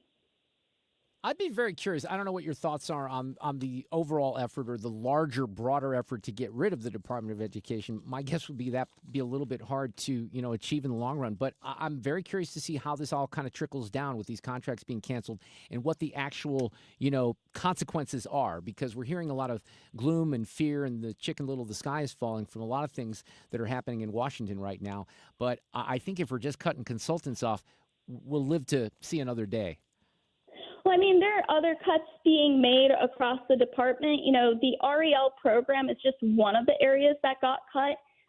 There's some other aspects of the Department of Education where they're attempting to slash it down. But, I would say one of the benefits of at least reducing the size of the Department of Education or shuffling some of the roles to other departments is just that the education lobbyists don't get as much power. Now they have to compete with other priorities. For example, if the student aid system is moved over to the Treasury Department, higher education lobbyists can't just, they don't have full power now. Now they have to compete with other priorities. So maybe student loan forgiveness is not so easy to achieve. So I would say that's one of the benefits. Yeah, that's interesting. That would be one of the benefits of decreasing the power of the Department of Education. Well, keep an eye on this. We'll have to see if it's successful or not. Absolutely. We'll track that. Nice work in the City Journal. Neetu Arnold, I really appreciate it. She is over at the Manhattan Institute, and we appreciate coming on here in St. Louis. Thank you so much. Thank you so much for having me. Audio cut of the day coming up next. While the clock keeps the pace. Dependable traffic on 97.1 FM Talk. Crews are still on the scene of the accident southbound 55 south of Z, and right now they've got both lanes blocked. Now, the accident itself on the right side, but they've got both lanes blocked here for a minute. Oh, and now they're starting to let people through. But you could see that's what the issue is, and we've got a parking lot jam that goes back through M. Westbound traffic on 6440 is lining up, approaching Kings Highway out past McCausland. Eastbound 44 is jammed at the 55 split and beyond due to road work. Eastbound 6440 is a slow go, and that's approaching Jefferson across the Poplar Street Bridge. Westbound, some slow-moving traffic on the bridge. Eastbound 70 slow headed for the Stan Musial Veterans Memorial Bridge. And westbound 70 out of downtown, a little slow at Jennings Station past the airport. We still have heavy traffic. There was an accident northbound 67, really close. It's just south of Red School Road, headed into Alton. and they shut down the highway and had traffic diverted for a while. Just avoiding that area is a good idea. And eastbound 270 slow from Old Halls Ferry to the Chain of Rocks Bridge. We've got southbound 270 with slow pockets from Page through Doherty Ferry and a lot of volume on southbound Clarkson. It's the usual between Baxter and Kerr's Mill. I'm Sue Thomas, and that's traffic on 97.1 FM Talk. I want to guide you into some exceptional eye care here in St. Louis. And I've mentioned before, my eye care is very important, has been for many, many decades, because I had an eye disease that creeped up when I was very, very young. I was in Columbia, Missouri, and I went to the clinic at University Hospital there because I worked with someone at the time who was a salesperson, and her then husband was working at the clinic. And I said, hey, I'm seeing a bunch of these floaters in my eyes. And she said, let's go, get you with Mike, her husband. And I did that, and then I found out I had an eye disease. Now, the floaters, I don't want to worry you. Floaters are rather common, but I had an acute case of them, ended up having surgery, and then having a silicone buckle put around my right eye. I bring all this up because my eyes are still very important to me, and I want to guide you into some great eye care at Ophthalmology Associates here in St. Louis. We call them the doctors. Doctors Greg Birdie, Ranjan Malhotra, Samuel Berry, Robert Brasati, Andrew Royer. Now, they're the stars because they're the doctors, but let me point to the staff at Ophthalmology Associates because they have an amazing staff that will blow you away. I've said it before, not too much fun to get your eyes poked around on, but they will make you as comfortable as possible. It's such a professional organization. I've never felt more comfortable in a doctor's office in my life that I have at Ophthalmology Associates. So make an appointment today. Great location over by 270 and Manchester Road. And the phone number is 966-5000. The website, youridoc.com for Ophthalmology Associates. If you're considering an annuity as part of your retirement plan, we need to talk. Hi, I'm Bob Stockdale, Senior Vice President Investments with the ClearPath Wealth Management Group at Stifel and host of On the Money Saturday mornings at 11 on 97.1 FM Talk. Annuities can be a useful tool for some retirement investors, but not all annuities are created equal. Every week, we meet clients who own complex annuities that don't suit their needs and, in some cases, actively undermine their retirement plan. Before you purchase an annuity, get a second opinion from the ClearPath Wealth Management Group at Stifel. Requesting a consultation is free of charge. To request a free consultation, contact us at clearpathinvesting.com. That's clearpathinvesting.com, or call us at 636-695-2650. That's clearpathinvesting.com or 636-695-2650. Stifel Nicholas and Company Incorporated, member NYSE and SIPC. Being first in line can be very important to homeowners. First in line for the plumber, first in line for the HVAC guy, first in line for Banner Construction. It's Banner Construction's winter home event, and you can be first in line this spring and save before the annual price increases. Banner Construction is a James Hardy and Pella window replacement specialist, and now is the best time to schedule a free in-home consultation with no obligation. Call 314-569-1050 or see them online and have a banner day. You've been listening to the very popular Wellness One for many years, Saturdays and Sundays on 97.1 FM Talk. We're happy to share that we've expanded the show to 4 times a week. Yes, 4 times every weekend. Saturday at 10 a.m., Saturday at 8 p.m., Sunday at 9 a.m., and Sunday at 2 p.m. It's the same great show designed to cut through the nonsense and provide you a common sense, science-based strategy for a healthy life. So join TJ and Aaron for Wellness One. Now 4 times a week on 97.1 FM Talk. The Mark Cox Morning Show. Thursday, she authored the Pfizer Papers, Pfizer's Crimes Against Humanity Regarding COVID. We'll talk to Dr. Naomi Wolf at 8:08. The Mark Cox Morning Show, weekdays from 5 to 9, right here on 97.1 FM Talk. You're listening to The Mark Reardon Show on 97.1 FM Talk. Cruising around the town. When I saw a cute couple, they were sitting making out. My girlfriend has a jacket, so I stopped and turned around like, I'm sad now. The song is called The Sun Keeps on Shining, and I like it because the sun has been shining. Not as much today as maybe yesterday, but it's warm, and it is getting lighter every day a little bit longer. And then we spring forward next weekend, so I'm very much looking forward to that. You know what? I remember I told you I went to the range today. I hit golf balls. Yeah. So I'm hitting golf balls and, getting ready to sit down. And then all of a sudden this goes off in the parking lot. Annoying as can be. There's a car alarm. Is it you? Wait, it was mine. But okay, here's what's happening. I'm so confused because this has been a repeated problem, and it happened to me 3 times today where I'm simply locking my car and the alarm goes off. Now, it was happening a few weeks ago. I was very confused. I thought maybe I hit something on the remote. But now it's happening on a regular basis. When I Googled this, it says maybe my battery in my key fob is going, but low. like I can barely lock the car and it goes off. It went off when I pulled into the station today. That is embarrassing. Yeah, I know. would go to a batteries whatever and buy the thing and just try it. Well, when this happened this morning, everybody's looking at me, and then there was a truck that also went off, probably because mine went off, right? Yeah, I don't know how that works. I don't yes. either. But oh my God, I'm like, it's so embarrassing, and it keeps happening. See, Yeah, so I don't know. Let's get a new battery. I didn't even think of that. Well, I'm going to try that. I'm going to call the dealer tomorrow because it's becoming more and more of a problem. At first, it was like, okay, this is annoying, and it's happened to me in my garage when I get home. What? Like 3 or 4 times. And how do you turn it off? Do you have to unlock? Well, how does it go? That's a very good question and a valid question because the answer I can give you is I have no idea. I keep pressing buttons, and then sometimes I have to get in the car and then I start it and then it stops. That yeah, might, yeah. All right. So, ladies and gentlemen, if you need to steal anything from my car, I won't really know because if the alarm goes off, I'll just assume that it's an errant, alarm going off. Yeah. Let's do this here. Stand by. Playback ready. Now, the audio cut of the day. Hey, I got a good one here for you. This is kind of funny. You can't make this up. The guy who refused to acknowledge Joe Biden's steep cognitive decline is co-writing a book on, wait for it, Biden's cognitive decline. Are you kidding me? Jake Tapper is writing a book with a guy from Axios.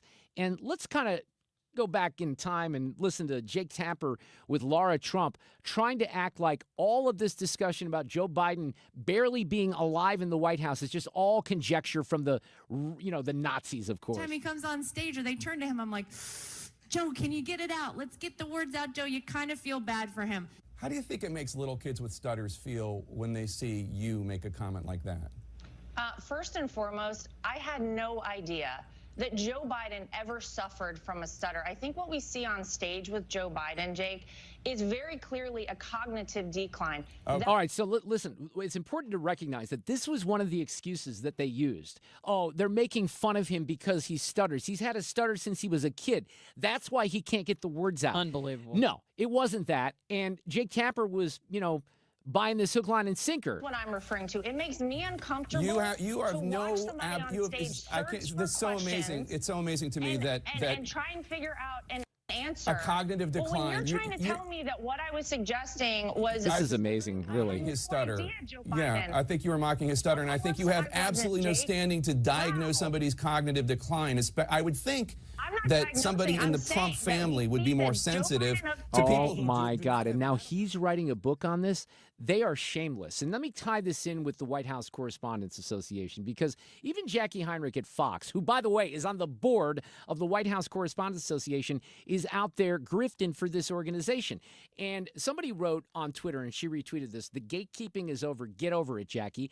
And here's what she said. I want to address this. She said, "If you think MAGA benefits from this in the long term, you're dead wrong. You would not have trusted any Democratic administration to pick its own pool, but now that door is open. White House Correspondents Association has never opposed the White House adding to the pool, but picking it is another story. Just wait till a Dem administration plays that game again. You'll hate it."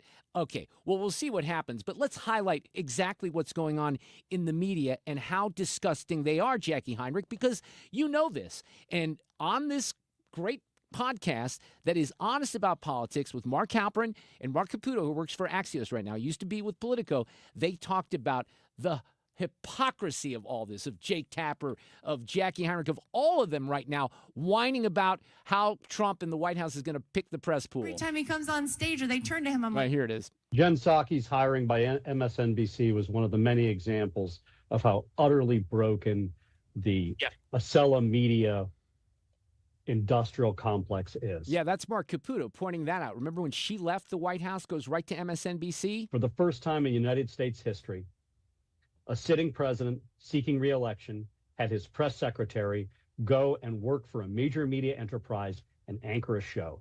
And no one said anything about how irregular, how newsworthy, how out of line that was. And We have hundreds, I've seen scores of media writers. And I know this because they've written about me when one of my private Instagram accounts leaked and I said something that was deemed too offensive by the chattering classes.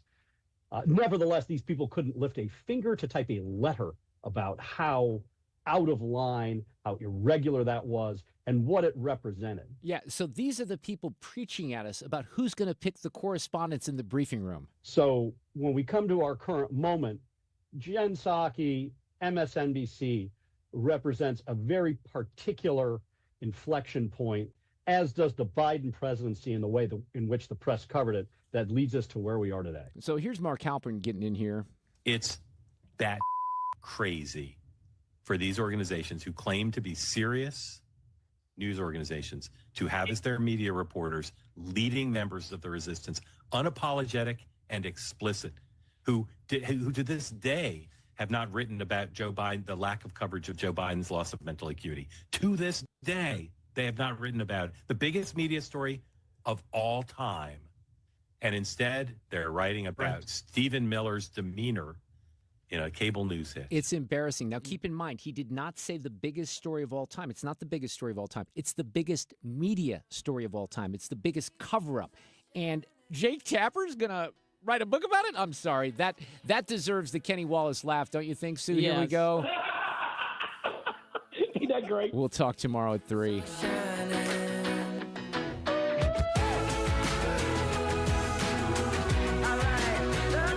Catch anything you missed today by getting the show podcast at 971talk.com.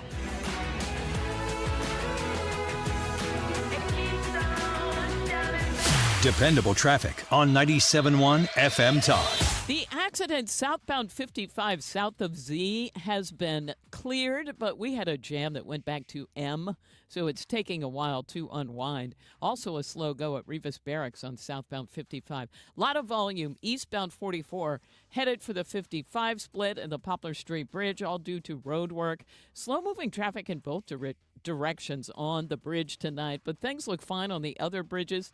Westbound 40, it's a slow go. Kings Highway out through McCausland. Eastbound is slowing at the inner belt. Southbound 170 a little slow through there as well. Southbound 270, it's moderate volume now from Olive down through Doherty Ferry. And out west, some moderate volume. 70 looks fine, but 6440, a little bit of volume out there, especially at Lake St. Louis Boulevard. Eastbound 270 slowing east of 367, and still a jam on northbound 67 past the Missouri River, headed into Alton. There was a serious accident south of Red School Road. I'm Sue Thomas, and that's traffic on 97.1 FM Talk.